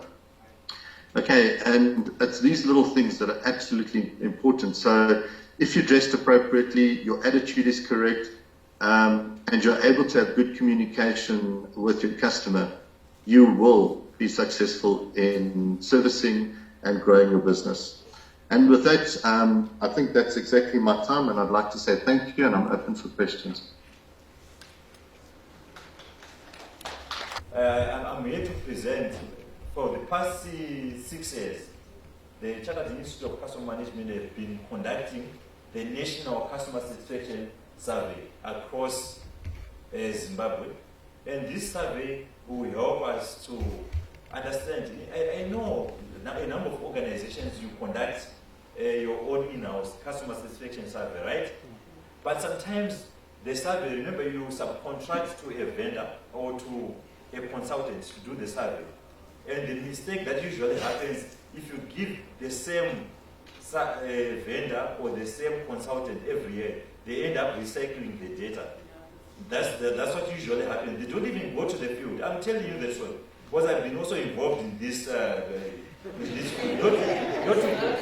of recycling, but I'm saying I once worked, we once subcontracted. I was employed at some point, I worked for a number of organizations. I can see some other the colleagues we've worked together. I've worked for quite a number of organizations, about 5 organizations here in Zimbabwe, and different portfolios as well. And at some point, in also executive positions here locally for Zoa Petroleum, Net1, Telecel in South Africa as well. So I've worked for quite a number of organizations before I became full-time in what I'm doing as well. But I'm saying when you subcontract, they end up recycling, and sometimes the data, they don't have the comparisons for benchmarking as well. It's so difficult. So let's say you're in the banking sector. So the benchmarking data is not independent because you're basing on the information from someone who is also not independent, but they're an interested stakeholder because you've subcontracted them and you are paying them. So the chances that they will cook out the results to make the principal happy, they are very high. You get the point? Because a lot of people will be at stake. So if I invited someone to say, come and do a survey to my organization, and I'm the CEO or the head marketing, the chances that that person will also try to water down some certain issues, they are very high. Because they want your job to go on the line. So they water down certain issues and try to, but we're saying, so some sort of independence is very important. Why? Because it will help you to benchmark now to say, what are other people doing? What are the best standards and the best practices in the industry? So once you have the best practice, and not only in your sector, so if I'm in the banking sector, I'll check the best practices in the banking sector, and also what other stakeholder players also in the financial service sector are doing. And also you check also to say, at national level, what is the index? Sometimes if you are working in the customer experience or in the marketing department, sometimes you are at the receiving end. Why? They will say, why is it that maybe our index is at 62%? I'm just giving an example. I know you are not performing, but maybe, probably, maybe, the whole sector is maybe around 52%. I'm telling you. So, but you are at the receiving end. But if you are to have the benchmarking data, it's so easy now to say, according to this independent survey, this is the national maybe standard, or this is the national average. And in our sector, the average is this one. So if we are seated at 68%, it means we are far better than the rest in the sector. So I'm sure that, having said that, I'll proceed. You almost done? Okay. I'll give you another story when you are waiting for. It's related to customer experience again. For those who I think I love this story. I've shared it before. So Japanese are well known for customer experience, right? I've shared the story before. They are well known for customer experience. I'll just rush through. So I want to talk about maybe going an extra mile. I remember I shared the story about Isaac and Rebecca earlier on, the first story. For those who are not well versed with that book I was talking about, it's the story about Rebecca and Isaac. So Rebecca was providing water for Isaac and the servant. They ended up getting married. So in Japan, they are well known for good customer experience. And the father in Japan was going to work. And before he went to work, he said to his son, "Son, I want you to clean the yard." So later on in the afternoon, he came back. He shouted at the son, "Is this the way how we should clean the yard?" But surprisingly, the son had swept the yard. So what is it that he had done wrong? In Japan, they believe in what? In excellence, in everything that they do. They do it, in some certain level of excellence. The son had just done the expected. He swept the yard, but it was in that season when the leaves were what? Were falling down. So after putting all the effort, the impact wasn't acknowledged by the father. Why? Because the leaves went on to what? To fall down. The father was expecting the child to go an extra mile by shaking the trees first. After shaking the trees, then you clean the yard. So that's what is lacking in our respective organizations sometimes from my analysis. We do what we are expected, but what we are expected to deliver, sometimes there are some other things that are affecting the experience, the end experience. So as a result, the father, represented by the customer in this scenario, the customer won't see your effort. Why? Because you have just done, the basics. The customer was expecting you to shake the trees so that at least you won't say, no, these things, they have something to do with IT, it's not my problem. I know what to graduate, marketing, somebody some advice. Educate new project. But as a customer, I don't care about that. You get the point? I don't care. Because when I'm seeing you, what I'm seeing is the product owner. I'm seeing the company. So I don't care about your excuses or your explanation. So we have seen that happen a lot. So for me, that's what we call the shaking of the trees. So that's I hope when you go back to our respective workstations, we are going to what? To shake the trees first. Then we do what? The cleaning. That's what we call customer experience, right? Yes. We want our customers to be advocates. You know, there's a difference between being satisfied and being an advocate, right? Because customer experience, it graduates, it has different levels, right? It has different levels. The experience can be good, right? Believe me, being satisfied is a good experience as well, right? It means I'm just content, right? So if I'm satisfied, it means I'm okay, right? But there's room. If you are satisfied today, it doesn't mean tomorrow you are satisfied again. So, but we want our customers to be what? Advocates. If you are now an advocate, a satisfied advocate, you know what will happen? What will happen is, I'll give you an example because I can see adults in this room.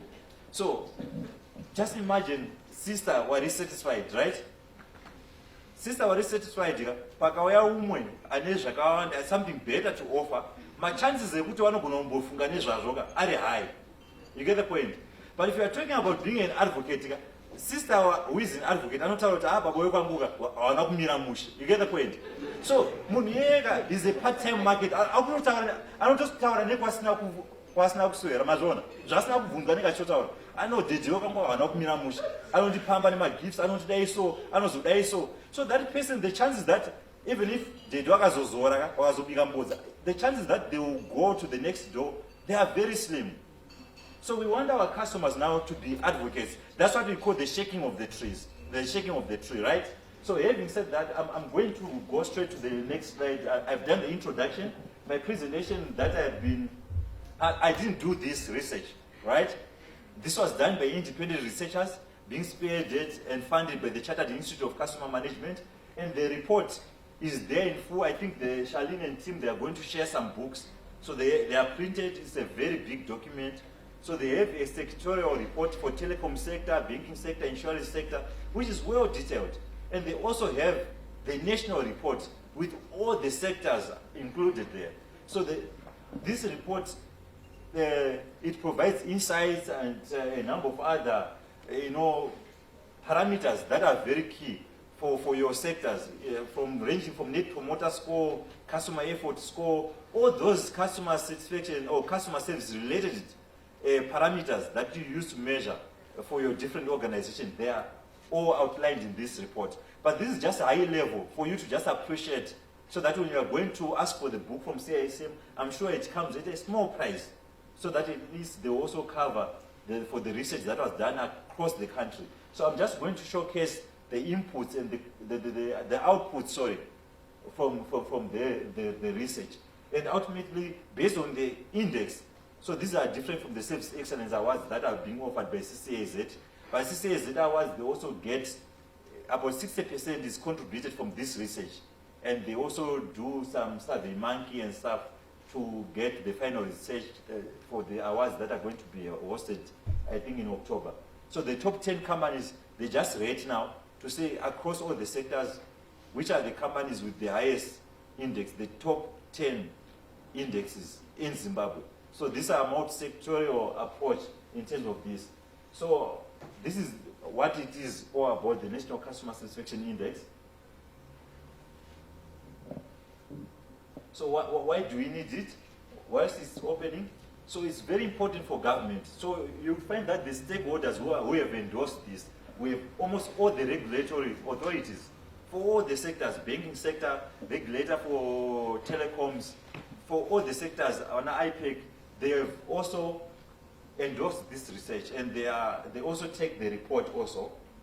Not only that, the OPC, Office of the President, they have a department inside the OPC, which is also in charge of monitoring progress in terms of customer experience or service delivery in the country. As you know that they are so serious about service delivery right now, and they have put the KPIs for different ministries. Yes, implementation is a bit difficult in Africa, but at least they have the KPIs in place. So this is how the report will be used also by these different stakeholders. And the investors as well, they can use the same. And I think maybe you can zoom it a bit so that I can see. I don't know what's happening that side.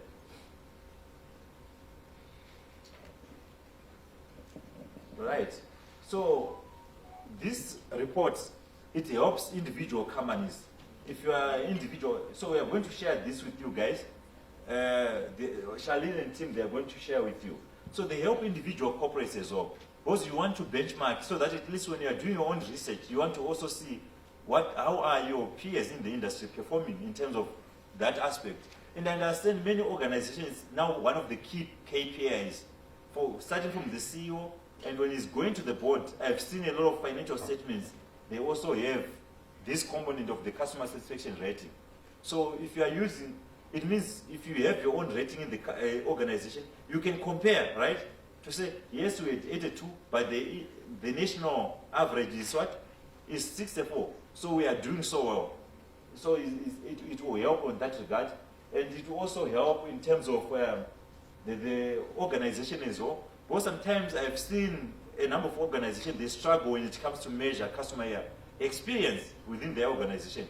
So it's also a learning curve where you get some inputs to say, where do we need to put more effort, and what parameters can you use also to measure for your respective organization. And this is based on the American Customer Satisfaction Index. So they are the ones who started it, I think it was 1964, and worldwide it had been adopted. And it's done in South Africa by CSM. It's done, if you have to check in South Africa right now, you can see a number of articles written about this by CSM. It's done in Zambia, in Botswana, in Malawi, and a number of other countries as well. They are doing the same indexes. So it's not just in Zimbabwe, but it's happening in other countries as well. So this shows how reputable, because it's a tried and tested framework that is being used in different countries. So how did they come up to derive maybe the national customer satisfaction index, or for a respective sector? How did they do that? They look at the researchers now. They look at perceived overall quality of your products. Then what is perceived quality, right? This is of your products and services. And the customer expectation. These are two different things. Maybe we'll talk about it later on. Because sometimes there's a thin line, but these are two different aspects. And they look also at customer expectations. So just imagine and expectation also is shaped by a number of aspects. I don't have, maybe I believe I'm talking to the converted already. And you guys, customer experience is something that we do every day. So this is something that is so basic. That's why you find that many people, even as now with the customer experience, like consulting, I'm a customer service consultant, right? It's because it's what is the basic. So I believe maybe I'm talking to people who know and I appreciate what I'm talking about. But customer expectations, if I go to the bank, there's some expectations that we have. I just want to highlight something that I also picked from this report. Just imagine if I want to apply for a loan. Not a loan, maybe I have a corporate account and I want to open, or I have an individual account, I want to open a corporate account. I'm the lay person, I don't know much about the banking sector. But my expectation is that maybe they'll just ask for information to me to complete the form, and they'll use the existing data for me to what? For them to open that account. But many times, even if I'm to open 5 accounts with the same bank, they keep on asking the same information. But customer expectation is that because you have my information already, you are not going to ask me for the same information. This is the definition of customer expectation in a maybe simpler terms, right? Customer expectation as well is that I expect that when there's a fault, let's say you're in telecom sector, right? And there's a fault. Maybe I have the expectation that maybe you post on your Facebook to say, we are experiencing this intermittent, challenges A, B, C, D, by tomorrow, this time, things will be okay. That's the baseline, the basic expectations, right? But is it happening? So we are talking about customer expectations. Then they populate perceived value. So you find that in an organization, I'll give you maybe a simple example.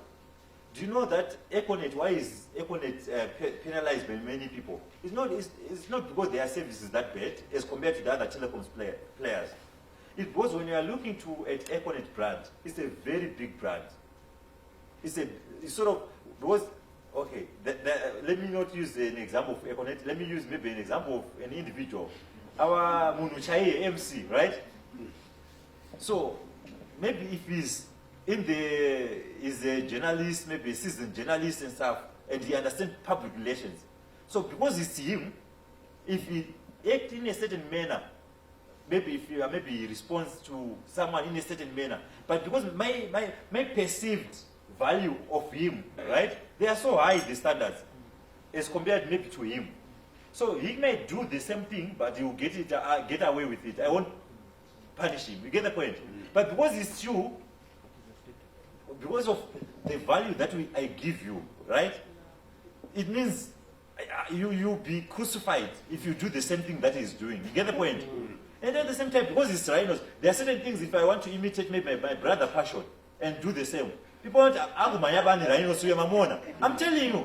But it's funny. Why? Because it's him. You get the point? Why? Because the value that we put on a certain brand, right? They vary, even if you're in the same sector. So a certain company can do certain things, even if you are in the same insurance sector, you can do something and get away with it. But if it's done by you, it will look like, I don't know, even the regulator will come hard on you, right? But you say, but everyone is doing it. What's wrong with these people? You get the point? They don't care. So it affects also your customers, your overall rating. So many people, they will say, but I think we are better than these people. No, it's because of that aspect. It's killing other companies, big companies, right? Yeah. So for you, don't say, but it's just the same. It's not the same. That's why customers, they crucify you if you do the same thing that they are doing. So you have to understand the background, before you appreciate the overall rating, right? I hope it's clear. So it then feeds in now to what? There's also the complaints behavior. Because of perceived value, the complaints behavior is different. So if I'm going at company X in the same sector, right? And they made me to wait for 2 hours. Let's say it's in the banking sector. You know the banks that make people to wait for 2 hours, right? Then I go to a certain bank, because of the perceived value, if I'm made to wait for 10 minutes, believe me, it will become a very big issue. But why is it that it's a big issue with Bank B? But Bank A, I can accommodate them. Because my perceived value to Bank A is that I know they are always like that. You get the point? So they are rating, even if they are to improve with just a small improvement, to say we now have a contact center and the calls have been answered. That bank, their rating will go up. You get the point? They'll say, no, this guy, they improve this. But you are way ahead. I have done many things than that company. So that's why at the end of the day, the aggregate score for that company, you think maybe they're doing the best, will be affected. It's because of that element called perceived value. And it matters. Don't say, I know it doesn't matter. It matters because if you don't do it, people will crucify you. Because they have high standard expectations, of the certain standards and how you carry yourself as a brand. I hope that's very clear. So, like what I mentioned earlier on, we're saying the Zim Customer Satisfaction Index model is shaped or it was motivated or is borrowed from what is happening in different countries. And also it started in America, where they're the ones who promoted it, and they actually publish the results, and they are used by investors. Before a company invests in certain companies, before an investor commit some resources for certain companies, they actually check also on the index ratings and a number of other aspects, so that at least they see. Because you can also determine and project the growth of the company based on that. Remember earlier on I spoke about advocates. So just imagine if you are to have looking at net promoter score, where we are looking at detractors, right? You still remember the old man. He used to love the word detractors. So I think it's so easy to explain. So detractors, and we also have the fancy sitters, and we have the what? The advocates or the promoters. Promoters, these are the people who are pushing the brand. Say, You get the point? So the model is now emanating from that, and the results, I think I will talk about the methodology in the next slide. So I'll just rush through so that at least we'll finish. But if I'm too fast, you tell me. So the methodology, I think, is not visible, Charlene. Maybe you can. I don't know what's happening with the. No, I'll just go to the other side. I have spoken about that. But it's covering selected sectors, and how they did it, the researchers now, they were looking at. So there are other companies that are not involved in this. So they look, for example, let's look at the telecom sector. All the companies in the telecom sector, they are big, right? They're large entities. So you find all the companies in the telecom sector, they are covered. In the banking sector, they are covered, right? But there are other sectors where they will be having very small players. For example, in the hospitality sector. So the big players, they are all covered. But the small players are not what included. Because it will become a bit cumbersome for the researchers to gather data. But they gathered the data for the entire sector, then for the specific companies that are within those sectors. So that if you want to know the issues that are affecting your organization, they are also highlighted. You'll be given the detailed report for your specific organization. I hope, this is very clear. And the sample size is, it was 5603, and there were over 18,000 responses. Why? Because they were also utilizing what? The online response, and the person will indicate the region where they are coming from before the information is populated. So I hope it's not a time up. Right? So it's also skewed towards the urban settings, but it was also covering in the rural areas. They actually moved to the rural areas, and it was including the rural areas as well. So for each service provider, they needed about 250 respondents. So they will look at your maybe wait at the outside the banking hall for Nedbank, for example, for CBZ, so that for each service provider, so that at least ultimately we have a representation of all the organizations. So in terms of the results now, so the ratings, these are the companies that were covered in the food outlets or the fast food sector. So the ratings for 2020, it was at what I was assuming. The rating for 2020, it was 61.9, but there was a huge jump for this sector to 65%. And you see, if you have to buy the report, for me, I was actually wondering, well, the increase of 4% is a big increase, believe me, for customer experience. It's a huge increase. It might look small, but it's a very, very huge increase. So I was checking and say, why is it that they will have a huge increase? Then I realized that, the adoption of technology by this sector, it was also making the customer effort score go down. Customer effort score, we are talking about the effort that you put to get a product or service, right? So it went down because of that. So I'll go to the next one. Then the courier service. This is one of the best performing sectors for the past years. So in 2020 it was 70.9, but this year it was 71.2. It's keeping going up, and this sector, and we have those companies, all the players are highlighted. Then we also have the hospitality sector. It was 68.2%, but it dropped to 62%. Why? There are a number of other reasons for that. So I think if you have to buy the report or get the report from CISM, it will showcase why there was a drop in the hospitality sector. Then in the long-term insurance, it was 65.4%, and there was an increase to 67%. So this sector, I think it's doing so well. I understand it was under 65% in the previous year, and it's going up each year.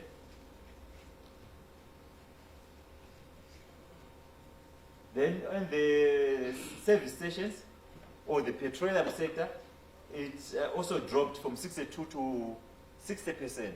There are also a number of reasons for that. I think they are highlighted in the report.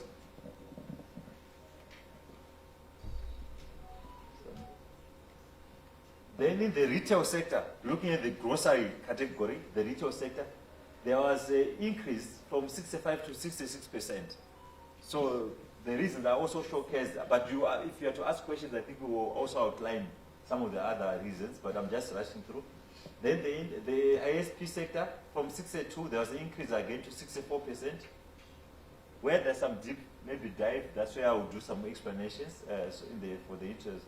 The short-term insurance, there was an increase again from 63 to 64%. In the healthcare, looking at the medical aid, there was an increase from 60 to 64. This was a very huge increase. Maybe it has to do with the period in which we are in, right? The COVID period where people were also visiting a number of maybe institutions to get help, and they were being assisted maybe well by the different medical aid that we have. In the telecom sector, there was an increase again. It had been going down when this report started. I think it was around 70%. It went down. Last year, I think it was on its lowest, but there is now quite an improvement in that sector. Then in the healthcare, looking at the hospitals, I think it's very key because at some point our relatives, maybe all of us, because of COVID and other things, also we had a relative who was admitted at some point.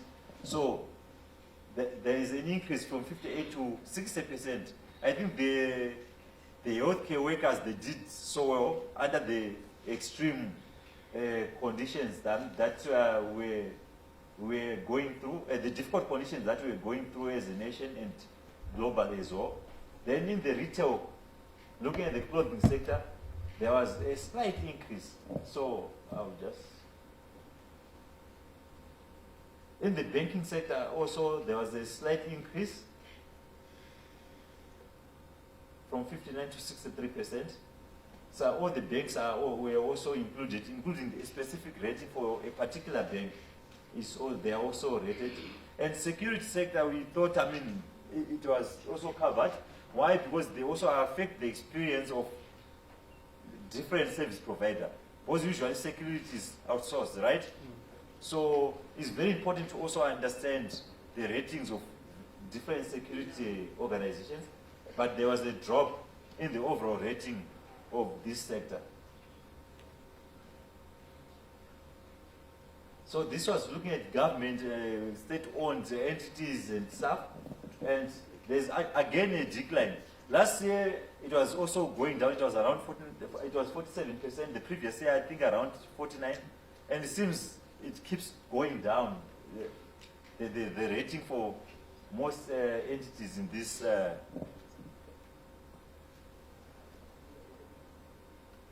So the overall rating for 2021, period 2020-2021, it was 62.9%, as compared to 2020, 62.6%. So there's a slight increase. And you understand, those who appreciate statistics, there are some outliers, and so you saw the sectors that were doing so well, they also pulled up the other sectors that were not doing so well. And if you are to check again, we have an extreme of the state-owned entities that are under 50%.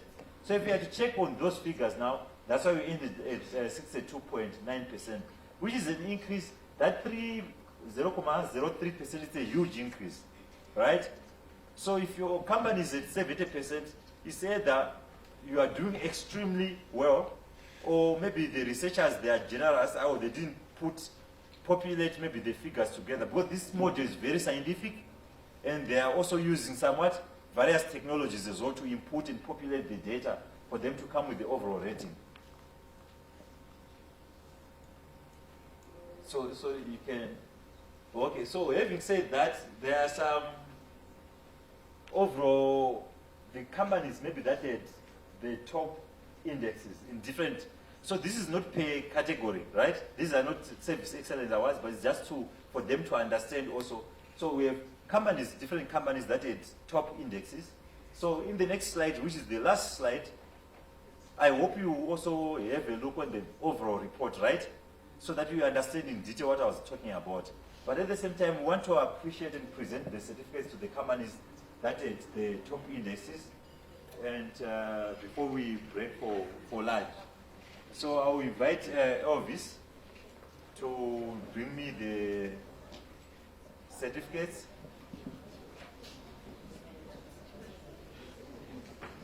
Whilst you are also preparing to ask questions as well.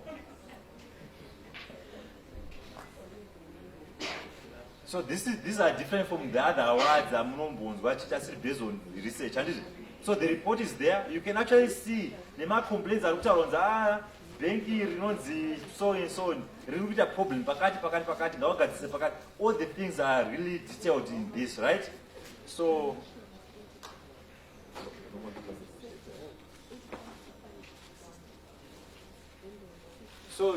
it's not in particular order, right? But if you have to get the report, maybe you will see the overall highest rating. I think the overall highest rating it was with DHL in terms of the index rating, and followed by Nyaradzo, right? But these are not in particular order, and these are just companies with the top index rating. Here I have Net One. So, Net One.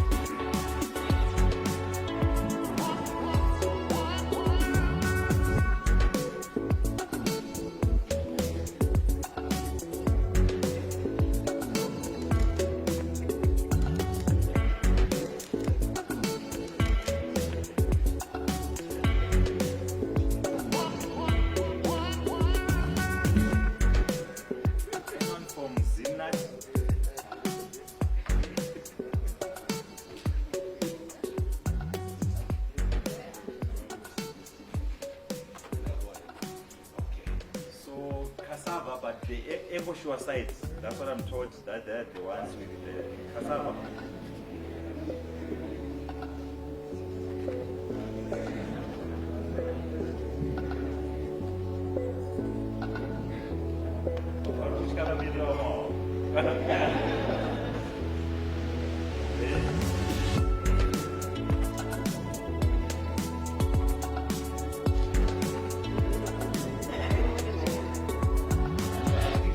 That's it. I think I'll put that so these are the companies that at the top indexes in terms of the ratings, having populated all the aspects that I spoke about earlier on. And as you are aware, that, for example, in the hospitality sector, RTG is a group, Rainbow Tourism Group, right? They have different brands under RTG. So the experience that you get at Ambassador, maybe it's different from the experience you get at RTG before, to get a point. So you find that the ratings, they are specific to a certain maybe hotel, not to the overall group. That's why you find with Cassava Smart Tech, it was specific to what? The EcoShore side, not to the other arms of the group. I just thought maybe I should clarify on that aspect. But having said that, I was just open to questions, and if there are no questions, I will leave it to the MC. I don't know if you want to ask anything. So what was the percentage for telecoms? The telecoms, it was there was just a slight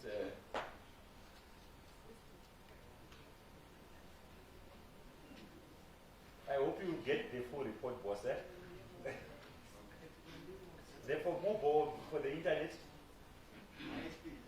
ISP is close to that.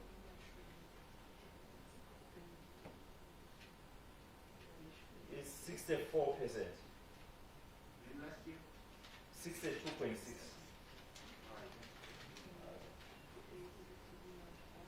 So, any other questions? Yeah. Yes. Is there a validation process for these results? Because when we look at what's happening in the environment and the scores that we were seeing there, we are asking questions that we can't get answers for. And then also my second question is the methodology. Is the same methodology applied in the various sectors, in all, across all the sectors? Because when you look at medical, or let's say hospitals, if you are using mystery shopping, Thank you. If you're looking at hospitals, if your methodology is mystery shopping, let's say I go to the bank, I pretend I want to open an account. Then the experience that I have during the account application process is what I'll give you as feedback. And you obviously have your checklist to say, what was your experience about ABCD, the turnaround time, the etiquette of the person serving you and all that. So if I go to a hospital, probably I'll just go in as an outpatient. Someone who pretends they are sick. They want to see the way the nurses treat me, speak to me, how quick the processes are. But there's a section for the inpatient, where a person is admitted. So, are you covering all that as well? Because I'll give you my experience with hospitals. There are certain hospitals where maybe 2-3 years back, they had very high standards. But if you go in today, things have changed. They don't provide basic things like hand washing, soap in the bathrooms. They are not using detergents to clean the toilets and everything. So if you're in the outpatient only, and you're rating them, but you're not covering all the aspects of service delivery in a hospital for both outpatient and inpatient. So my question is on methodology. So I think Charlene will go the first slide that I spoke about. Remember where I dwelled more because I knew that question would come, right? I spent a lot of time when I was talking about perceived quality. Mm-hmm. I spoke about the expected value, right? Mm-hmm. So while I was talking about those things, I really appreciate that what you are talking about. Why? Because all those components, they affect what you're asking. Because we don't look as in piecemeals, right? We look at it in its entirety so that it needs to feed into the overall experience. So all the components that feeds into the overall experience are populated as part of the methodology. So that's why I was taking time to explain that aspect, because it's very, very important. And I was giving an example of a big entity versus some small entities as well. So, okay, that's fine. So the MC is now called. Okay. Yeah, but No, that's fine. it's covered, and I hope you also get time to go through the detailed report to answer also some of those aspects. Especially validation of results. And validation in terms of, there's triangulation that was done. And remember, this is a framework if that we pay for us to, because it's a franchise.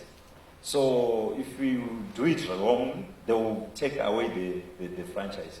So it's based on the framework that is proven, that will be validated also by other independent stakeholders as well. So it's validated, and internally also we have some mechanism for triangulation for us to also check the validity of the data and stuff.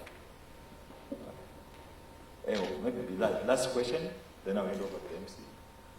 If there are no questions, I'll just hand over to the MC. Can you clap hands for me? Thank you so much. Thank you very much, Mr. Mawutse, for that. Firstly, I would like to congratulate CCAZ for holding this symposium and reminding us about the importance of customer experience. Secondly, I would like to salute everyone in this room for being the vanguards of that customer experience. It is very important for every business to understand that if we don't put customers at the front and center of everything that we do, then we've got no business in doing business. So I want to salute you for that. I've been given a slot to speak about how we can use technology to drive that experience. For this afternoon, it's more of a reminder of some of the things that we do in our businesses. But as you would appreciate with COVID and the lockdowns that set in way back on the 29th of March last year, there's been a mad rush to using technology to continue to deliver service and goods to our customers. And this obviously means that everyone, the buzzword these days is about digitization, digitalization, and digital transformation. So the question to all of us who are custodians of customer experience is, how do we merge digital on our customer touch points to make sure that we continue to delight our customers, we continue to create those emotional connections with our customers, and we continue to manage and grow our businesses.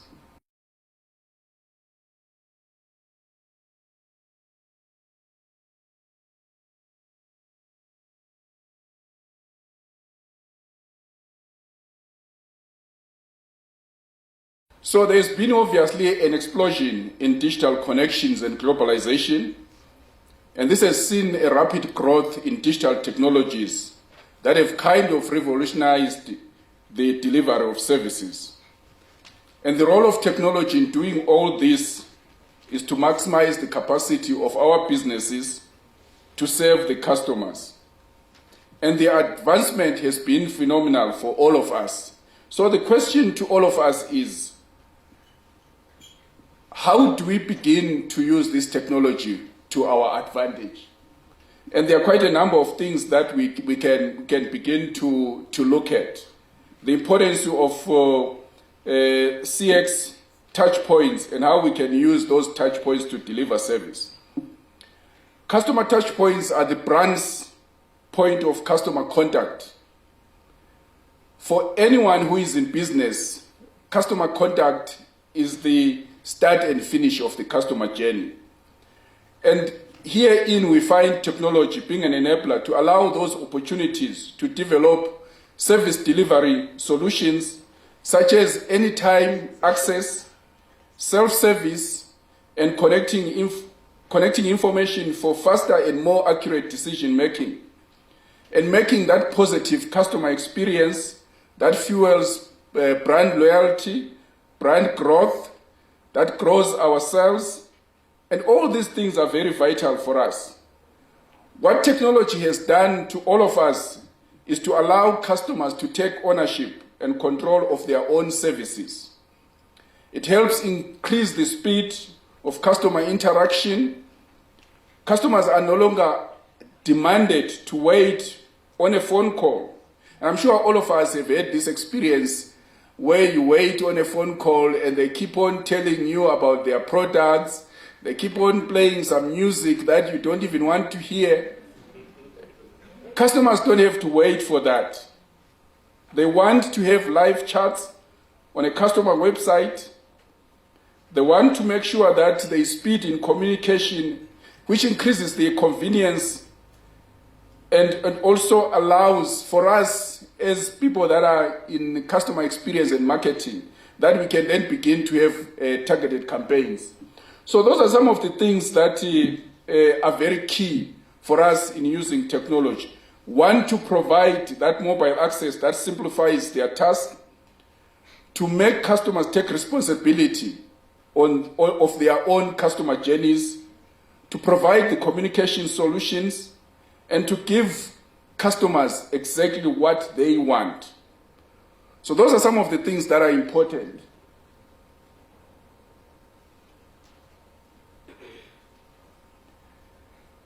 And as we look at technology, we need to make sure that we put ourselves in the shoes of the customer so that we don't just use technology for the sake of technology.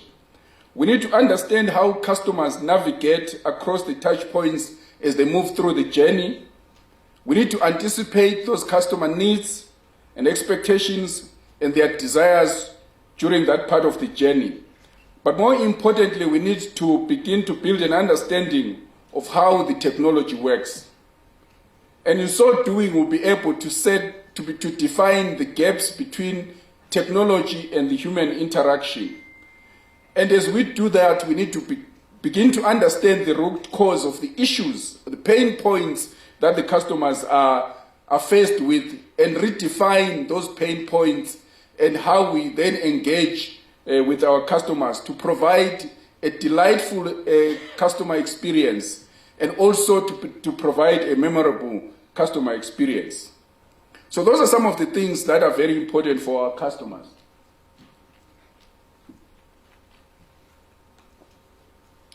And as we do that, these are some of the things that I've already mentioned, what customers are looking for in our businesses as we use technology. That they want to take ownership. They don't want to wait on us. Each time they want to engage with our brands, each time they want to engage with our companies. They want to be able to log on to, whether it's a service portal, to make an inquiry, to make a purchase, and be able to actually make a payment. So those are some of the things that are important. And they also want to make sure that if we are not available, because there are some businesses that are only 8 to 5, but customers want to engage with our brands on a 24/7 basis. And we need to begin to use the technology to enable them to continue engaging with us on a 24/7 basis. And just now I'm going to talk about some of the tools that are available for us to use technology. I think the most or the commonest of the tools that we have, particularly in our environment in Zimbabwe, is the mobile phone. I'm sure we engage with a lot of brands using our smartphones. And we don't need to underestimate that form of tool in enhancing the customer experience. Because you would understand that just from last year to this year, the number of people that are using the phones, it grew up by 1.6 million. And this is the statistics for Zimbabwe. And because of that, it's an easy way of engaging our customers. And because statistics has it that customers, we check our phones on average every 15 seconds and approximately 47 times a day. So what a good platform for us to be using mobile phones to engage with our customers. And I've already mentioned the fact that in Zimbabwe, the mobile connections increased by 1.6 million between last year and this year. For those that obviously have been following the Potras reports, they know that the mobile penetration rate is almost close to 100, 98.95. And we've seen a lot of organizations using mobile to engage their customers, from as simple as text messages to, for the banks, the USSD, as part of the way to engage our customers. For a service organization like the one that I lead, when we have a service outage, let's say one of our base stations is down or there's been a fiber cut, the easiest way to inform our customers is actually to send them text, because we know that they won't be connected because the internet will be down. So we also just need to be able to have a variety of tools at the disposal of our CX people to be able to continue engaging with the market. And WhatsApp is another tool that is very popular, particularly with the Zimbabwean market. WhatsApp it allows organizations to engage and interact with clients daily. In Zimbabwe, banks like ZB, Stewart Bank, CAPS, FBC, they use WhatsApp banking to enable customers to access various banking services using the messaging platform. So this is one platform that is available that we should continuously use to delight our customers. The second one is chatbots. And several organizations have incorporated AI-powered chatbots as a tool to interact with customers in a natural, simple, and comprehensive language. The future of chatbots is that businesses will automate simple payments and allow users to pay directly over live chats and Facebook Messenger. MasterCard, for instance, has launched a chatbot specifically for customer payments, and it is believed that 80% of businesses are projected to integrate with some form of chatbot system by the end of 2021. And this is a report that came out from Outgrow in 2018. And it is also believed that chatbots can help businesses save as much as 30% of their customer support costs. And the major advantage of chatbots is that they provide immediate answers. So one of the things that our customers get frustrated with us, and I'm sure it has come out of the customer satisfaction report, is that you field a query to a business and they take 24 hours to respond to you. Meanwhile, you want an immediate response. So here is one tool that can be used to provide that immediate response. Because statistics have it that lack of responses become detrimental to sales conversion and brand sustainability. And 61% of consumers feel that having chatbots in consumer service is the way of the future. And 70% of millennials report positive experience with chatbots and prefer chatbots for convenience and immediate gratification. So this is very important. Our customers want immediate response. Our customers are not patient to wait for 24 hours to get a response. And in some organizations, if you field a query at 5 to 5 on a Friday, be rest assured that you will get an answer on Monday. This is not the customer experience that our customers are looking for. There has to be a way of doing it better, and that way is using technology. The other solution that is also available is cloud computing. And cloud computing has really come up as an answer to the prayers of companies that couldn't come to grips with their customer service responsibilities.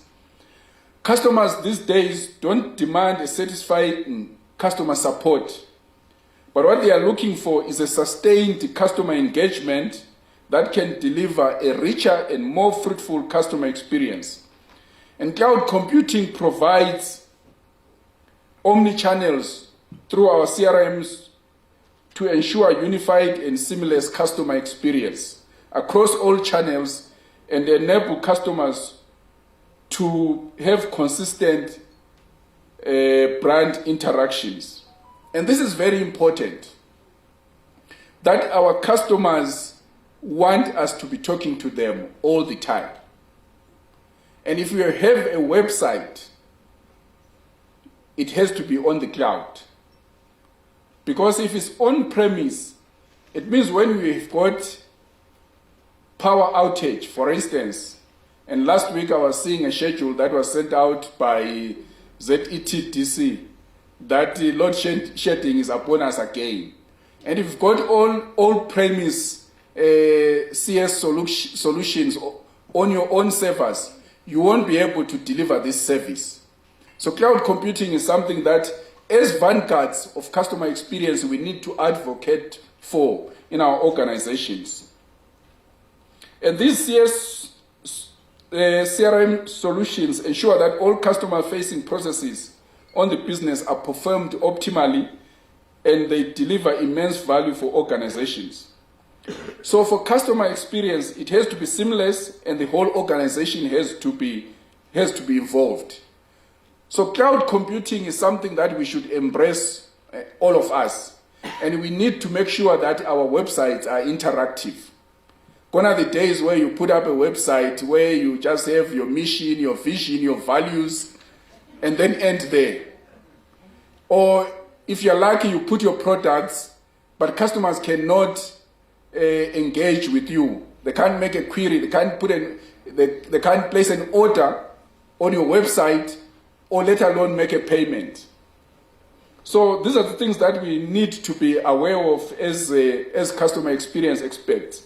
And the other one is obviously big data and big data and analytics. We need to be understanding our customers. If they talk to us, we need to be farming the conversations that we have with our customers so that we improve on the customer experience. So the use of cloud gives businesses the scope to innovate.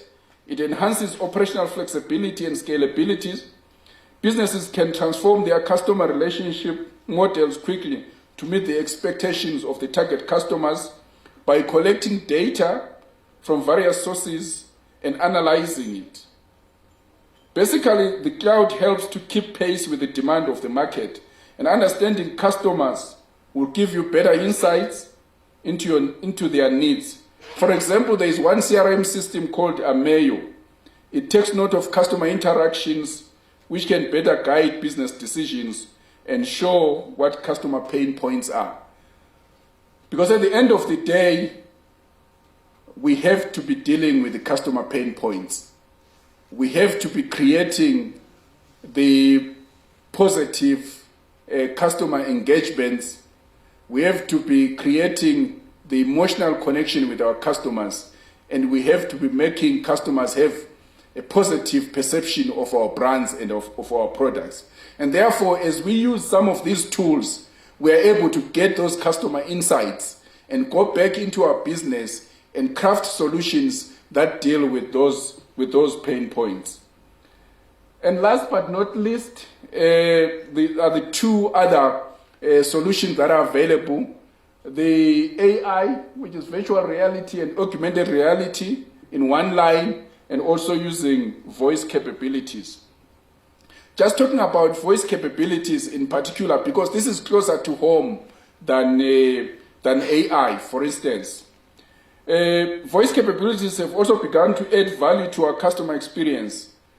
And last year, the eMarketer predicted that 31 million people in the US had shopped via a smart speaker.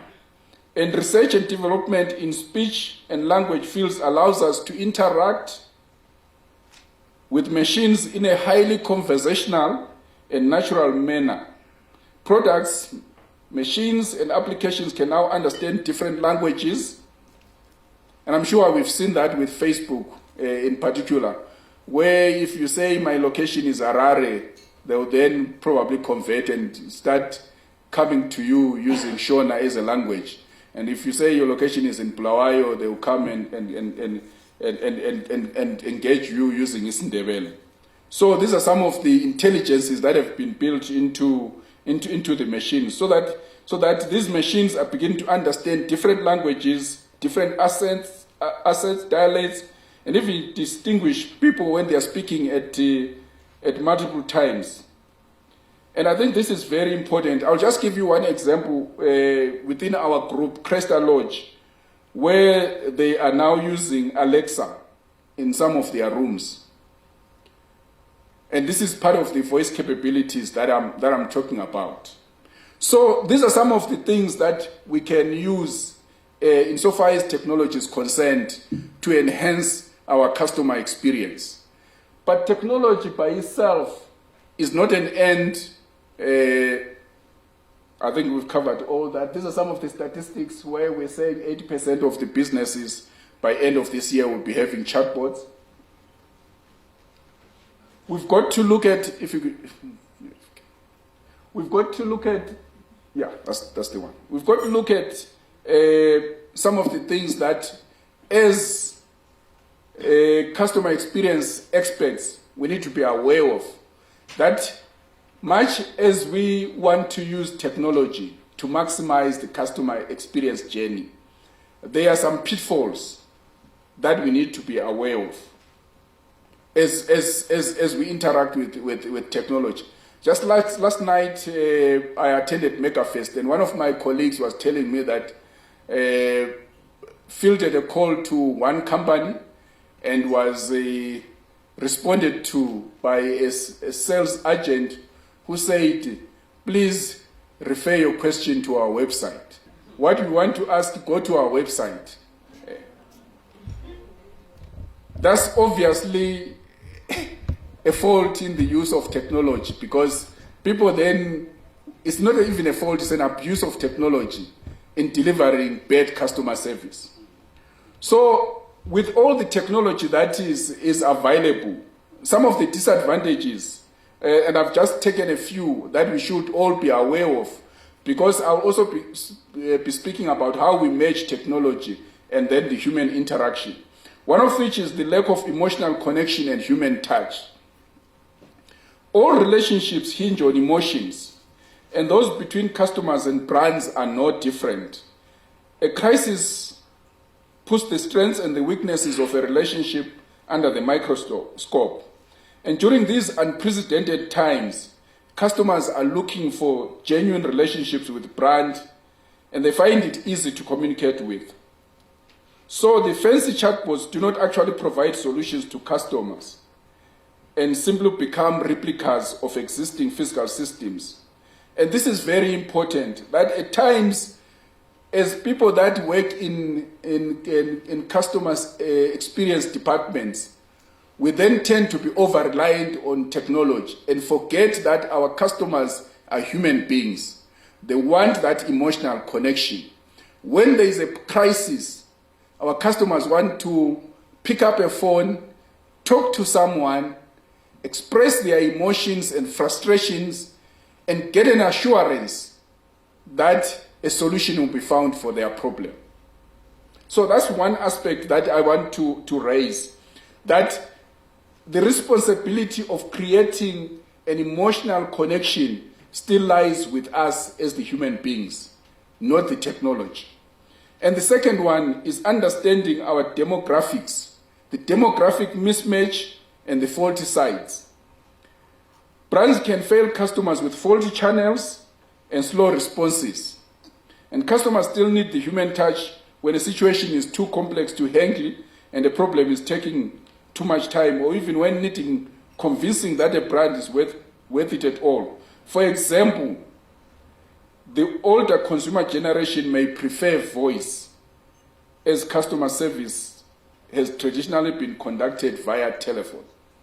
So we need to understand the demographics of our customers we've got our customers that belong to the analog era. We've got our customers that are digital natives. So as we provide all these solutions, it can't be one size fit all.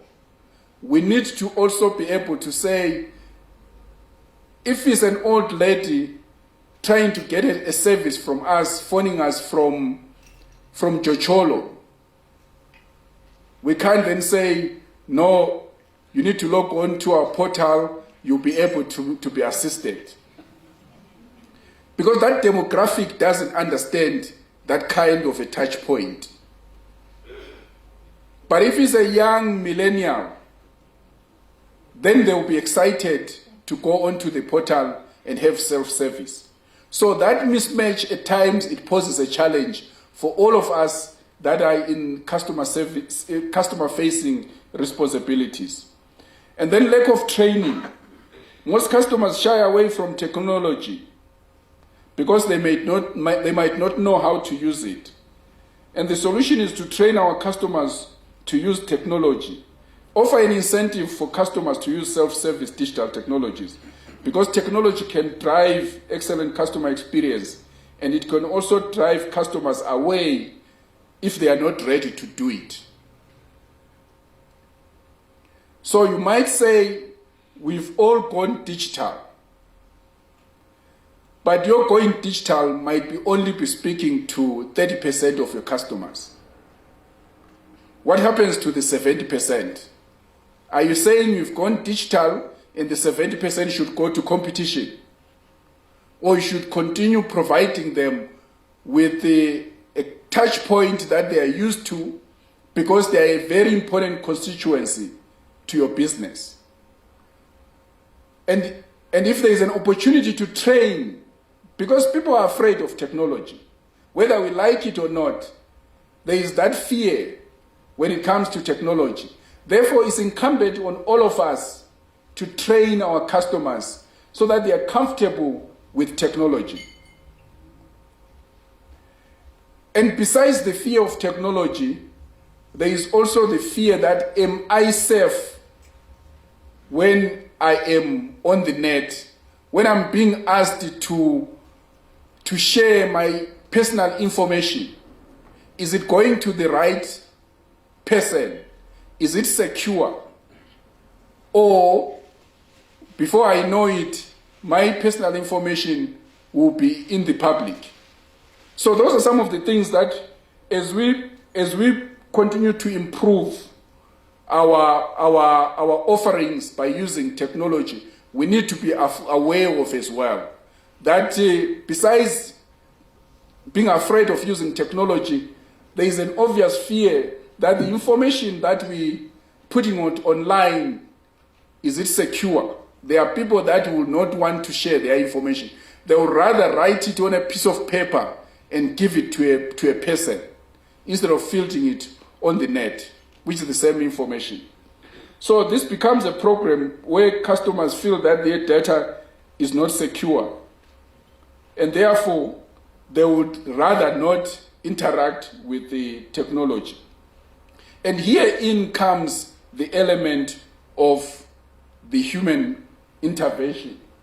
So a lot of organizations, they believe that technology is a substitute for human beings. And it's not. I think all of us, we need to understand that technology will always work side by side with the human beings. Because there is always a case for human beings. There is always a case for people to give more information than what is readily available on our websites, than what our Alexa can do, than what our chatbot can do. So the human element is always very important in our CX. So at times, technology complements existing procedures and ultimately complements customer service. Machines execute tasks, but only human can truly provide service.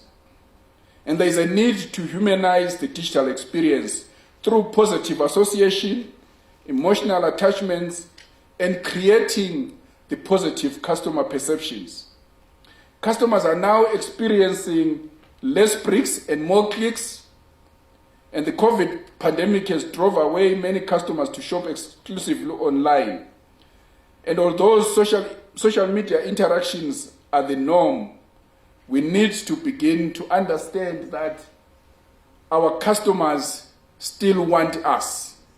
They believe that the human being is the ultimate provider of customer experience, particularly for us. And how do we begin to humanize and strike a balance between digital and human touch points? How do we begin to do that? And the first thing that we need to do is to understand our customers. When looking at the mix of technology and the human, it isn't an either or model. The two are complementary and you need both to succeed. The challenge is to integrate the human touch into a process that is currently focused more around technology. The golden triangle of an effective customer relationship rests on customer understanding, employee engagement, and technology performance. Brands should look at how technology can help to serve customers better at their point of need. The answer is knowing where to cross over between digital and the human, or the other way around. And that point of crossover is when there is friction. At the point of friction is the right place to switch over.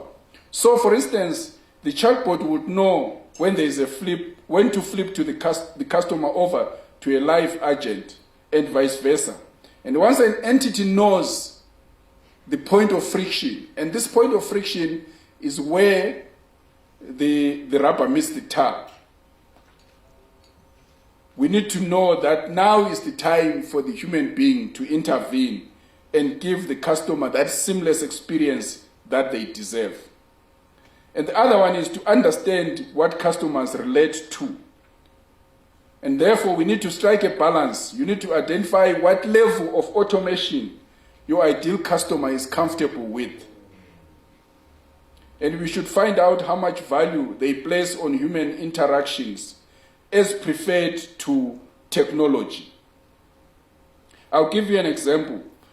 At the business that I lead at Nandem Tande, we have customers, despite advertising all our digital touch points, we've got customers without fail that will always want to come in person, to make a payment and make an inquiry. We had difficulties during lockdown to say we are not accepting people to come to our offices, because that's what they understand. That's their way of interacting with our brand. And in the Zimbabwean context, the majority of customers still prefer voice calls when they want problems and issues to be resolved.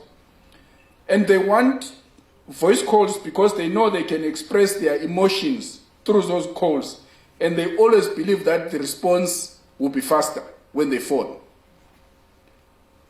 So there is always a case for the human being. And I think as customer experience experts, the main takeaway is knowing your customer, is knowing their comfort levels around technology, is also understanding the demographics of your customers so that you know when to apply technology and when to make them access your customer service agents. And that's very important. So if we do that well, if we use a blend of technology and our human touch points, these are some of the things that we'll get. We'll have that increase in customer retention, will increase our sales revenues, it will reduce the cost per contact, and will provide that pleasant customer journey for most of our customers. But more importantly, our brands will grow. And when your brands grow, grow, you get more referrals, you get more customers coming your way. And that is very important. I think if ever there is anything as a takeaway, is that when we think about our customer touch points, whether we are using technology, whether we are using the human face, or whether we are using both, at the core of it, our main deliverable is what is on the board there. Our main deliverable is what is on the board. But how do we measure? And I'm sure maybe it was spoken to in the morning, but I felt what gets measured gets done. And my very last slide talks about some of the measurements that we have in our customer experience sphere. And I've just taken 4 of them. I think these are very familiar with the audience here. The customer effort score. How easy is it for the customer to get their problem solved? If they use technology to get it solved the quickest, fine. If they have to make a phone call to get their problem solved quickest, fine. But it's very important for us as custodians of customer experience to continuously measure the customer effort score, because it tells us whether we are delivering the proper customer touch point for our customers. If it's difficult, then we should be looking at alternatives. And the second one, which talks about loyalty, repeat purchases, and reduced churn, is the customer lifetime value. If the the journey for the customer is delightful, they will stay with us. And our customer touch points are an end to that means. And it's very important for us as the custodians to make sure that we continuously measure the customer lifetime value. And one of the key determinants is how our customers talk to us. Because frustration can lead our customers to walk away and vote with their feet. And the third one is the Net Promoter Score. If we delight them, they will refer business to us. If we don't, they become distractors. And I'm sure we all have engaged our customers, or we've all spoken to other people when we want to buy products from other organizations to say, how is your experience with this organization? How is your experience with this product? And you either get an answer to say, don't go to them, they're hopeless, or they'll give you a proper service. And you only get referral business if you've got a positive Net Promoter Score. And it's very important. And we create that positive perception of our brands if we use the proper touch points for our customers to engage, whether it's technology or human beings. And last but not least, a satisfied customer is the biggest asset for any organization. So we need to continuously measure the customer satisfaction. Because if we don't, and somebody else provides an alternative service to yourself, don't be surprised if customers leave you. They might be with you now because they've got no alternative. But the moment that somebody creates a more delightful customer journey, using all the various touch points that I've spoken about, you will lose your customers. And once again, thanks very much to CCAZ and to everyone in the room for CCAZ.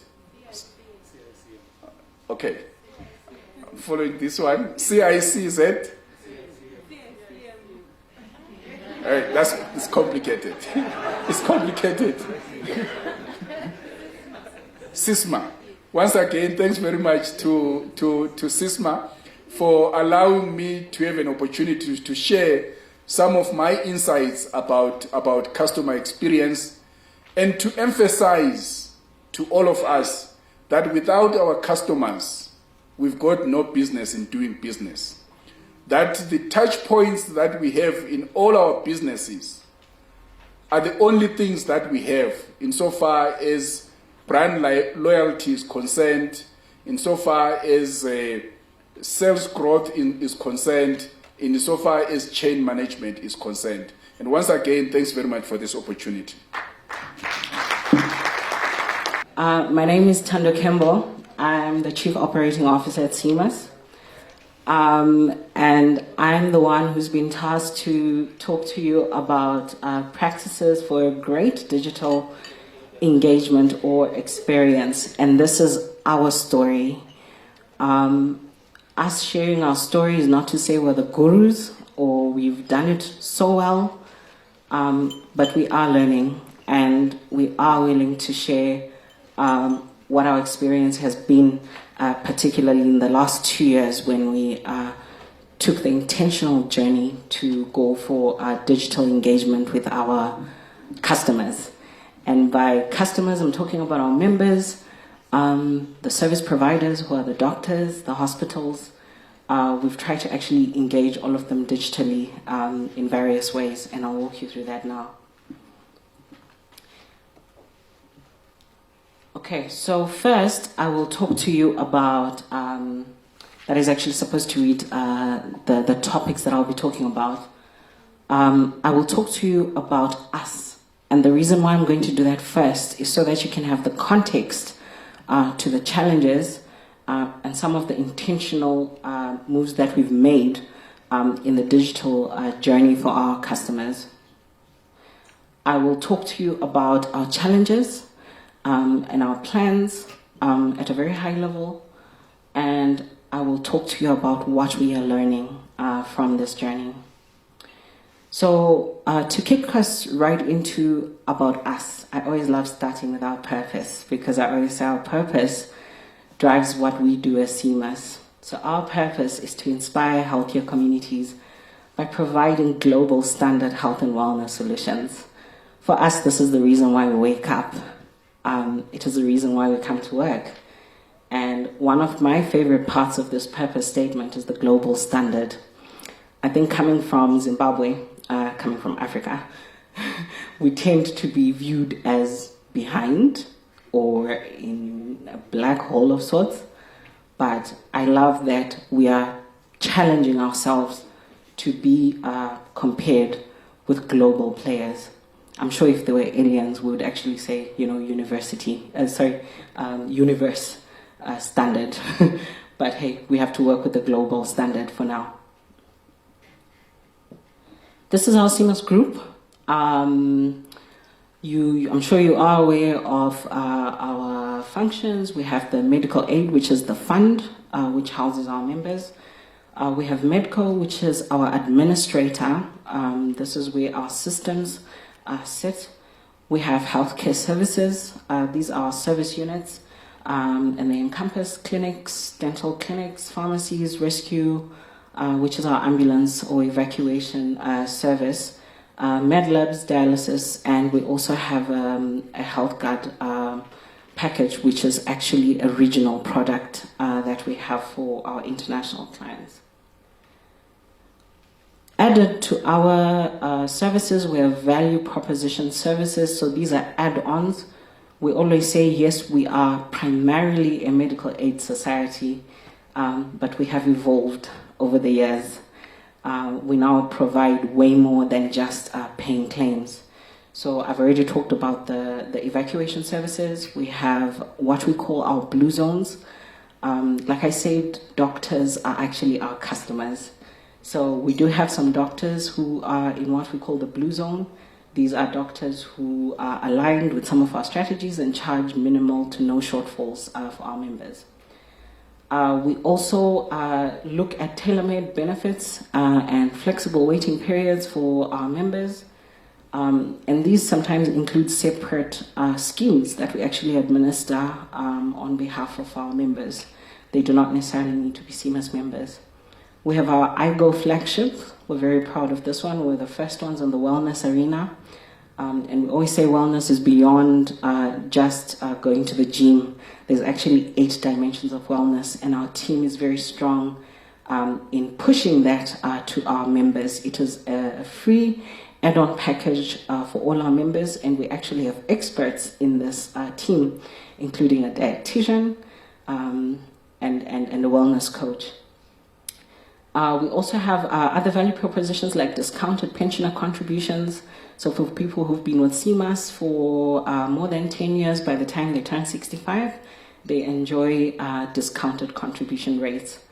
We have an IT system, we have our CMAS apps, and we're very proud of our claims turnaround time. Recently, we introduced the COVID-19 cover. This COVID-19 cover came with free access to vaccines for all our members. We were supporting the ministry before even the $3 vaccines are now available. We were actually vaccinating our members from as far back as April at no additional cost because we actually procured those vaccines. We also do doctors on calls, home delivery, specific or specialized key account management. We have chronic disease management, where we actually walk our chronically ill members through managing their conditions and ensuring that they do not deteriorate and actually improve, because some chronic conditions can actually improve. We also have a funeral benefit, and we have a 24/7 contact center. This contact center is manned by humans, the lead who is among you guys. However, they do rely a lot on technology to deliver the service. One of our key targets in our contact center is that we want a 95% resolution rate at that first point of contact.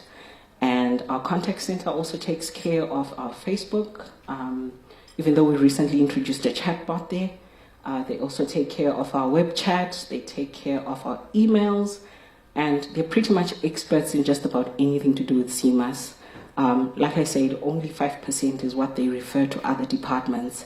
They generally are able and capable to answer a lot of queries at that first point of contact. Okay, so now that I've given you context to who we are, you can actually see that we are in a lot of places doing a lot of things. And now I present to you our challenges when it comes to the great digital experience or engagement for our members. And the first one that I want to talk about is diversity. We have specialized services within the group, and because of that, we do not have a single digital solution that can actually address all our areas of specialization. What this means is our back end is very complex in terms of getting all the systems to talk to each other and deliver a seamless service to our customers and members. You would know that to the customer, they do not care about your back end. And so we have found that if a member goes to the clinic and they want to make a payment for their medical aid, they are not concerned about how the banks are linked to that IPOS machine. They just want to pay their contributions, and they're at a CMAS facility, and they don't care about your drama in the back end. These are some of the challenges we've had. We've also had challenges with multiple touch points. I think recently we actually released a booklet, a directory. Yes, at CMAS we actually have our own directory. That's how big we are, because we have so many touch points for our members, whether you want to get in touch with the pharmacy, the clinic, the dental, rescue, contact center, etc. For us, that presents a challenge because, like I said, the customer does not care about all your drama in the back end. They just want the single touch point. Our digital engagement plan, I've just put on here 8 things. It is not the 8 steps to anything. I actually intentionally put these specifically from our learnings as CMAS. So these are specific to our journey at CMAS. I put 2019 there because that is the year that we intentionally started the digital journey for our customers. Previously, being a very old organization, I think we're very comfortable with the way we were doing things, the way we're engaging with our members. And of course, as you would know, if you go to a doctor right now, very few actually ask you to use that biometric where you use your finger to validate your claim. A lot of them still want you to sign that manual claim form. And you can only imagine when it comes to the back end for the likes of CMAS, who have over 200,000 members, the amount of paperwork we actually need to deal with in the back end. So 2019 was the year we intentionally started moving over to digital platforms, taking all our customers with us. I'm happy to say, we have had some good things. It hasn't always been good, but we have had some successes. One of them being that we actually receive about 70% of our claims electronically now. And for us, that is amazing because if they come in electronically straight into the system, we've also programmed the system to auto-adjudicate certain disciplines. And we actually have a very good claims turnaround time for claims that are received electronically. I think we actually work with a 5-day period. It's not where we want it to be, but it's definitely not where it was 3 years ago. So the first step I wanted to talk about in our digital engagement plan was to digitalize. I believe one of the speakers talked about digitalization and digitization. So digitalizing is moving your manual processes to an automated process, which is the first thing that we try to do. Everything that is manual, we are trying to migrate to be electronic or to be digital, okay? Digitizing talks to the more technical binary language, the ones and the zeros, that is the computer language, okay? So we first had a plan to digitalize. Again, it's not yet perfect, but we're definitely not where we were 3 years ago. I believe my brother over there did say that customer experience is a journey, and indeed it is. We have seen that. Initially, when we started this project, we thought in 2 years we would have migrated everything would be automated, but here we are 3 years, and we're actually planning a phase 2 of this migration because technology moves so fast. The second thing we did was integrate. Like I said, we have very specialized services, and there isn't a single solution that can particularly fit us just right, So key to our service delivery is integration. And I'll be honest to say that this is something that we're actually still working on. Quite a lot of our systems are still disparate, but we are working on integrating all those solutions so that all our members, regardless of where they get in touch with us, even if it's at rescue or at the labs, their information is centrally managed and they can get assistance as long as they walk into a CMAS facility. Right now, how we've gotten around it is we give access to all our front office personnel, but you can imagine the drama that it presents when you have to be logging in and out of several systems. It also affects your interfacing with the customers, but we're working on it. The third one on our plan was to increase transparency.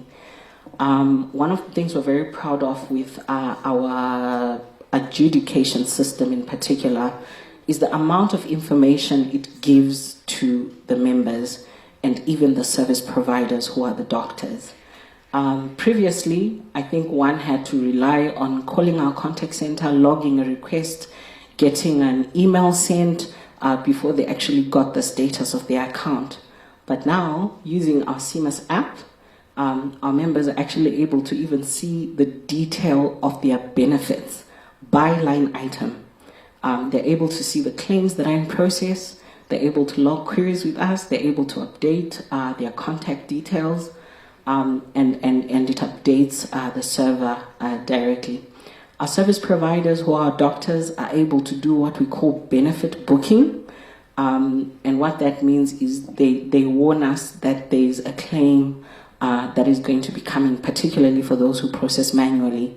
And what that means is we can reserve the benefit so that when they do submit the claim, they are not told that the member is out of benefit. That was one of the major pain points that our service providers had with our old system.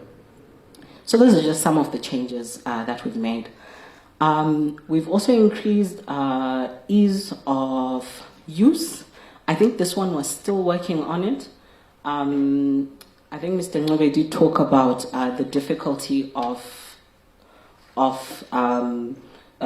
some members actually accessing these digital platforms. We do have quite a good percentage of the elderly in our books, and we find that they have difficulties in accessing the more technologically advanced solutions that we have. But we always say that if everything else fails, just call our contact center. We even have a toll-free number where our members do not even need to incur a charge. And if for any reason our contact center is too busy, we have a callback mechanism where we can call back our members.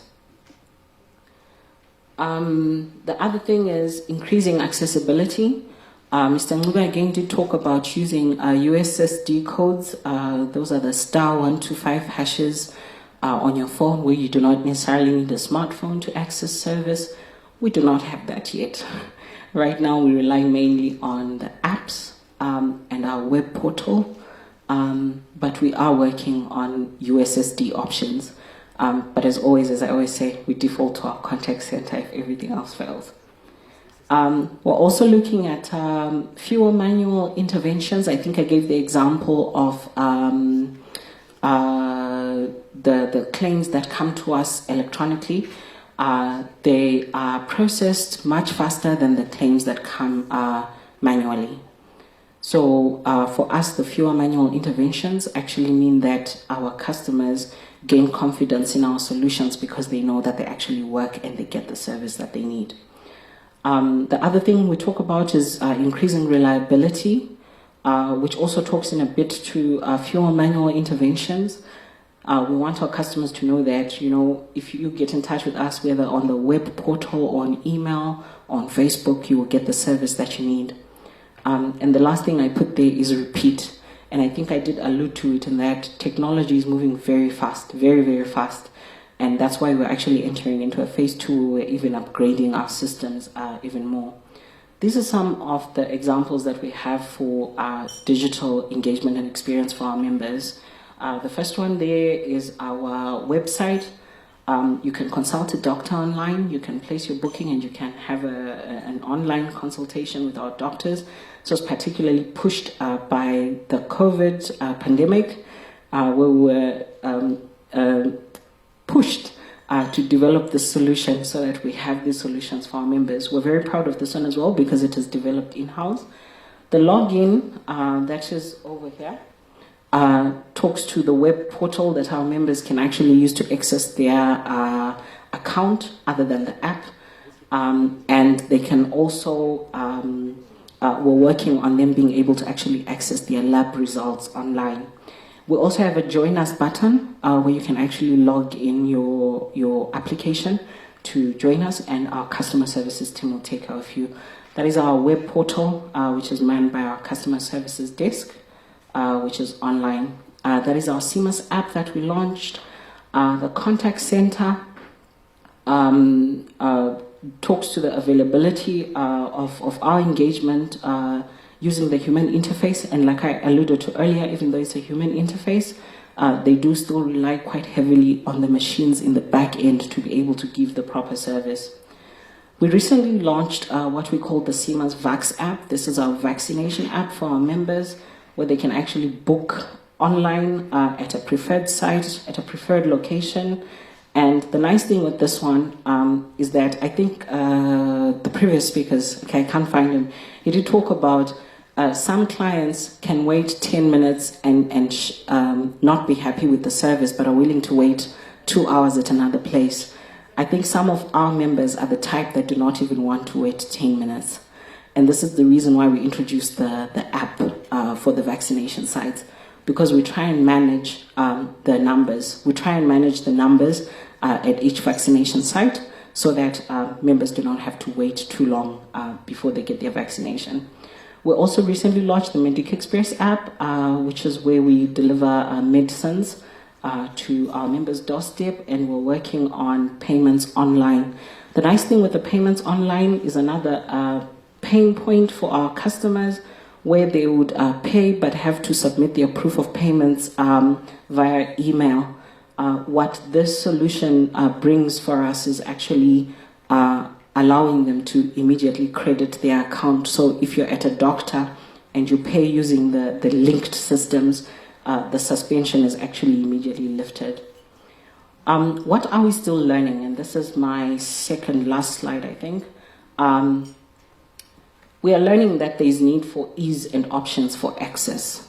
There is definite need that whatever digital solutions you bring to improve your customer journey must be easy to use, and there must be options for them to be accessible. It can't just be, this is the app, use it or else. Okay, we're learning that you actually need to give lots of options so that the demographics can use the options that are available for them.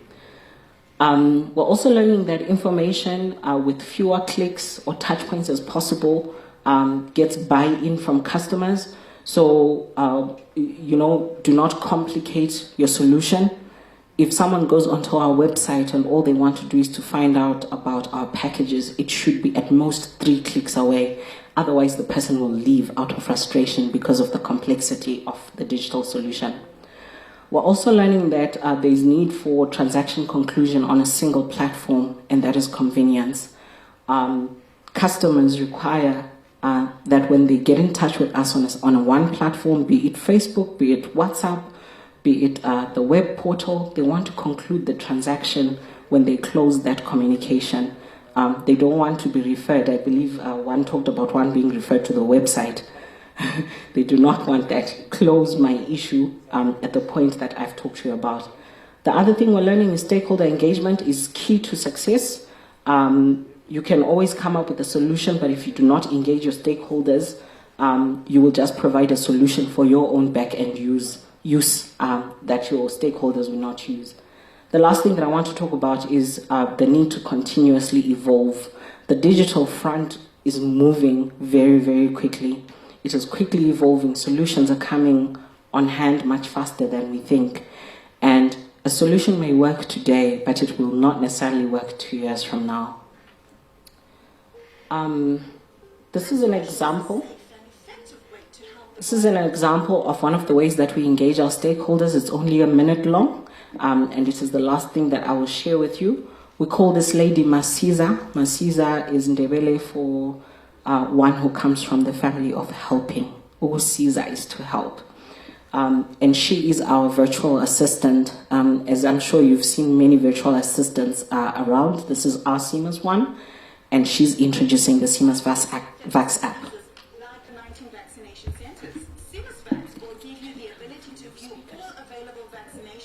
Choose a preferred vaccination site and pick a convenient date and time to go and get vaccinated. Follow these simple steps. It's okay. Just let it. To get activated and enjoy digital convenience with us. Step 1. Download and install CMAS Vax from the Apple App Store or Google Play. Step 2. Enter your CMAS member number and the suffix of the person needing to book a vaccination slot. You will receive a one-time PIN on your mobile number, enter it, and select log in. Step 3. The vaccination center closest to you will be highlighted in red. Scroll down to select the vaccination center of your choice, then press next. A calendar will appear in which you can select a date on which you would like to have your vaccination done. Grayed out dates indicate that the particular site will not be vaccinating on the day, therefore you will need to select another date or choose a different site. Step 4. From the list of time slots available, select a time suitable for you. Then press continue. Step 5. Enter yes on the pop-up box to make a booking. A booking reserved message with details will be displayed. All done. Now you can track your vaccination. For more information, visit www.cmas.co.za. Okay, so I just wanted to share that as an example of our stakeholder engagement, where we try and give as much information as possible to do with the training on using the digital platform, the benefits you actually get from the digital platform, and alternatives for getting hold of us if that digital platform isn't working for you. Thank you for your attention.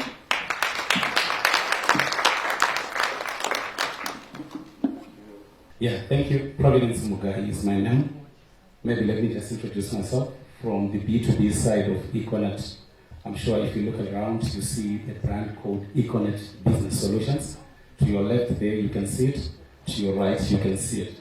So it's a new arm that we have. But the topic that we're supposed to discuss here is supposed to be driving customer experience and focusing a lot on competitive advantage. So I'll shoot first before my brother there, Robert. Basically, I think what I'll just start by saying is to say there is what we call absolute advantage, which is basically the theories that Adam Smith was doing. That's basically the father of economics. And then that the argument there was focusing a lot on saying, for you to be able to bring the best out of the market, you need to do a lot of quantities. But that's an old theory. The new theory right now that we are discussing now is to say customer experience is the part that gives competitive advantage. This is linked to David Ricardo's theory, but you realize that at this stage, the world has moved from the usual, where you say you've got the best products, we've got the best quality if you want, but the most important part that the market looks for is always the customer experience. And I'll just touch on one example before I hand over to Robert, and I'll come back later. If you look at customer experience that Tesla is offering, just maybe to make it a bit interactive, I'm looking at everybody if I can see everyone. How many of you know Tesla? Tesla products? Okay. If you look at Tesla, what they are doing currently, it's basically customer experience. They customize their products to that format, and they are getting that to push their competitive advantage. Just to give a bit of some stats, 2007, Tesla was making 73 million per every year. So 73 million per year. And then moving to 2010, 73 million was coming in 5 hours. Moving to 2015, 73 million was coming in 9 minutes. Right now, 2021, they make 73 million in 45 seconds. The main reason why that has happened is basically customer experience. I can hand over to Robert, and I'll come back. Thank you. Good afternoon to you all, ladies and gentlemen. I know we are all a bit tired and have had a long day, but maybe delving in straight into the topic. What's more important as people, as business leaders and organizations, is to understand that the most important currency that we have whenever we're running a business, as far as it relates to technology or any form of digital platform or any customer experience, is time. The reason we're all here is because of time. Our ability to disintegrate or our ability to develop the service that we offer such that it limits the time element for a customer when interacting with us, or it also improves the time element when a customer is either waging a complaint or giving a service, is going to be the key thing that's going to make us stand out. When we now look at the statistics, every one of us in here has got a mobile phone.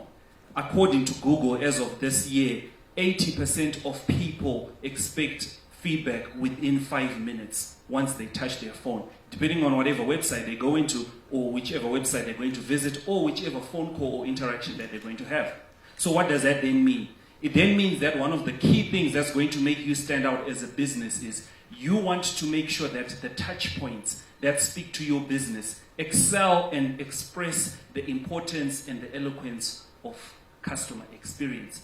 And that's through the DCX, which is the new culture in which a business is then going to be driven on. Now, there are certain things that you're going to do online that you'll never be able to explain offline. And I'll give you a classic example. Right now, in as much as we've got Nyaradzo here, if I go to Nyaradzo, we are Africans, I should not expect to see Kubatwa Mawoko when I go there being done by a machine. That's digital. But the human element of me will say, this machine does not understand 3 things. It doesn't understand the posture, doesn't understand the gesture. It also doesn't understand the emotional connection when I say Nematambudzibo Mafiru. So when you're bringing it now to your business, what are you causing your business to stand out, and how are you doing it through your CX in terms of offering that key element? Now, bear in mind, we've got a lot of people in here who I call G30s. Sorry, it's not political. A G30 is the millennial, anyone in their 30s. You will understand that they've got key terms or words that they talk of late. Nowadays, they talk about slaying. I think you've seen that on social media. That's a term that's known by someone in that age group.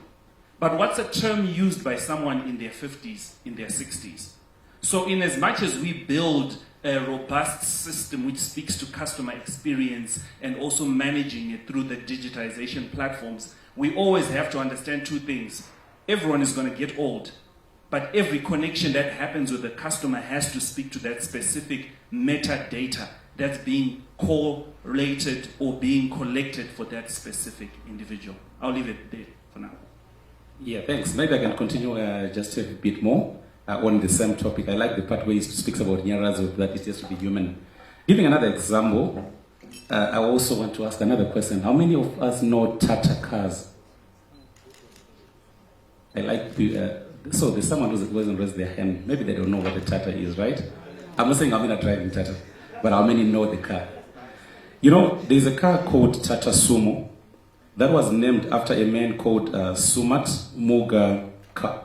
He was the MD. I just want to talk about his story, just talking about the competitive advantage. What the MD used to do, he used to go with drivers, they'll go out, and then have lunch with them, till a point where the company was following up on him to say probably he's doing some funny deals during lunchtime. That's what they thought.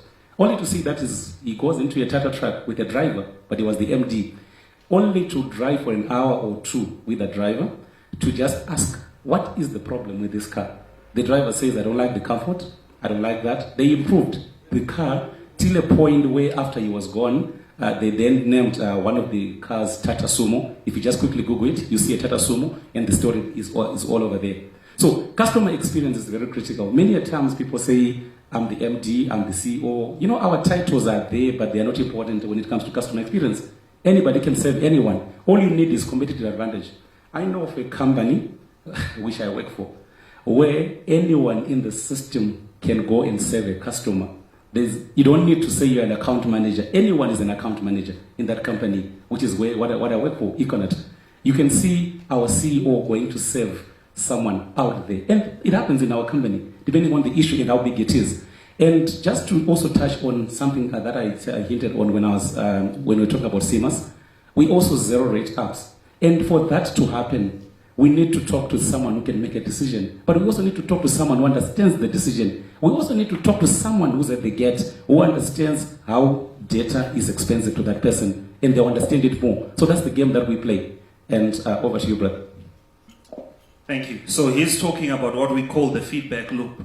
I think if you understand before post-COVID or pre-COVID 2019, most companies came in and brought technology elements in their business, whether it's going to be through a CRM, optimizing their business in terms of communication. Then when COVID hit, two things happened. All overnight, most companies came up with chatbots. I think you guys in here can agree. But then the question is, are they addressing the elements and the needs of what the business is doing? While it's a good initiative, most of them have tried to go e-commerce simply being any transaction that you're doing online. But the question is it virtual? Is it giving you real-time feedback? And is it also speaking to your business? So in closing, this is what I need to deliver as a take-home to everyone in here who's especially sitting or representing any business.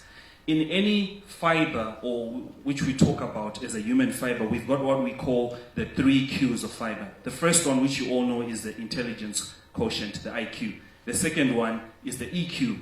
Then the third one is the AQ. Now, when you look at IQ speaks to the systems that you put in a business to make sure that you manage your customers.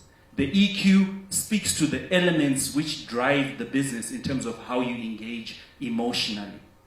The AQ speaks to your ability of your business to adapt in the environment that it resides in or that it operates in so that you remain relevant. There was talk about having a customer experience champion in the C-suite, in the boardroom, which is good. But however, how quick are they in adapting to the element of time? And also, how fast are they in adapting as a business to the changes in the landscape?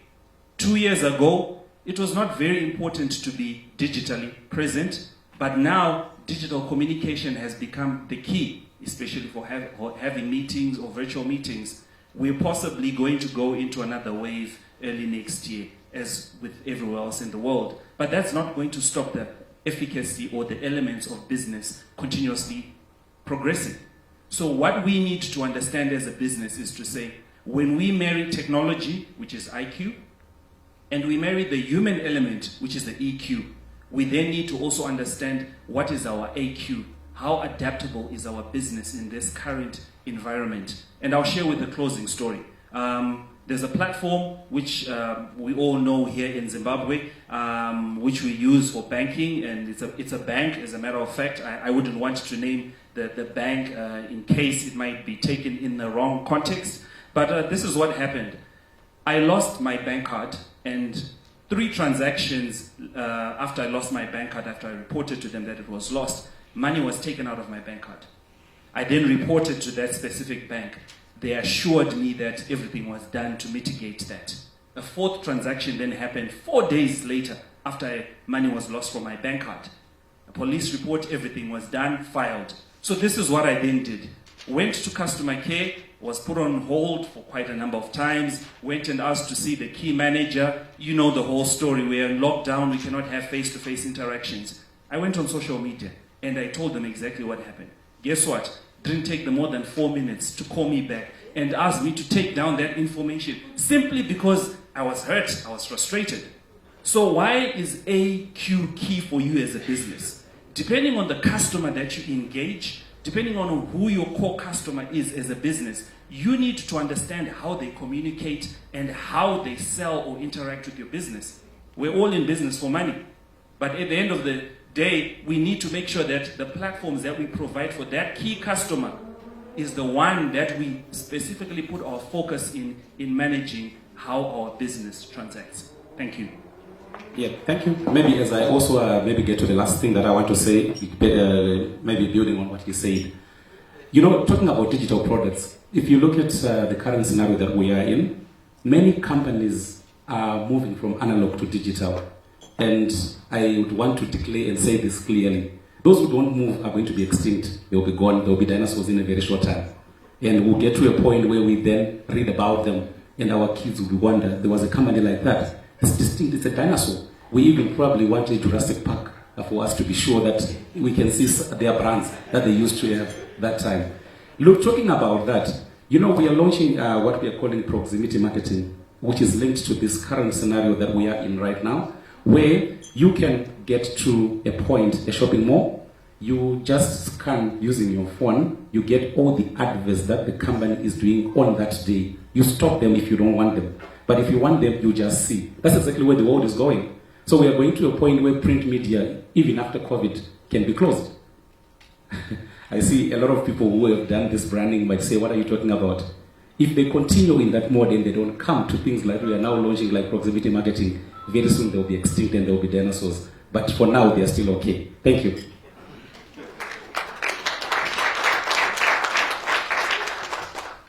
Thank you very much, gentlemen, for those precise insights. Very short, but very precise and insightful. We want to thank you very much for that, gentlemen. And just before you... I would like to start by thanking everyone for attending this very important gathering. I think online buying and selling is the new normal, and it is important that as the generation of today, we tap into the possibilities and opportunities that come through digital experiences. So on behalf of the Chartered Institute of Customer Management, I would like to thank you for setting aside the time, participating, contributions, the feedback that you're giving. We very much appreciate that. And then we also want to take this opportunity to thank our prime sponsor, CIMAS, who I understand we're celebrating 75 years just last year. We thank you for supporting this very important undertaking. Also, by way of announcement, on the 23rd of September, our Winter School students will be graduating at the very same venue. So we take this opportunity to notify you of the planned arrangements. You can always liaise with the office for further clarifications. Thank you very much, and let's make good use of the knowledge gathered here. I thank you. Thank you very much, sir. Ladies and gentlemen, we wish you safe journey back home, and don't forget your prophet. I will always be there for any spiritual directions. Enjoy your day. Thank you so much.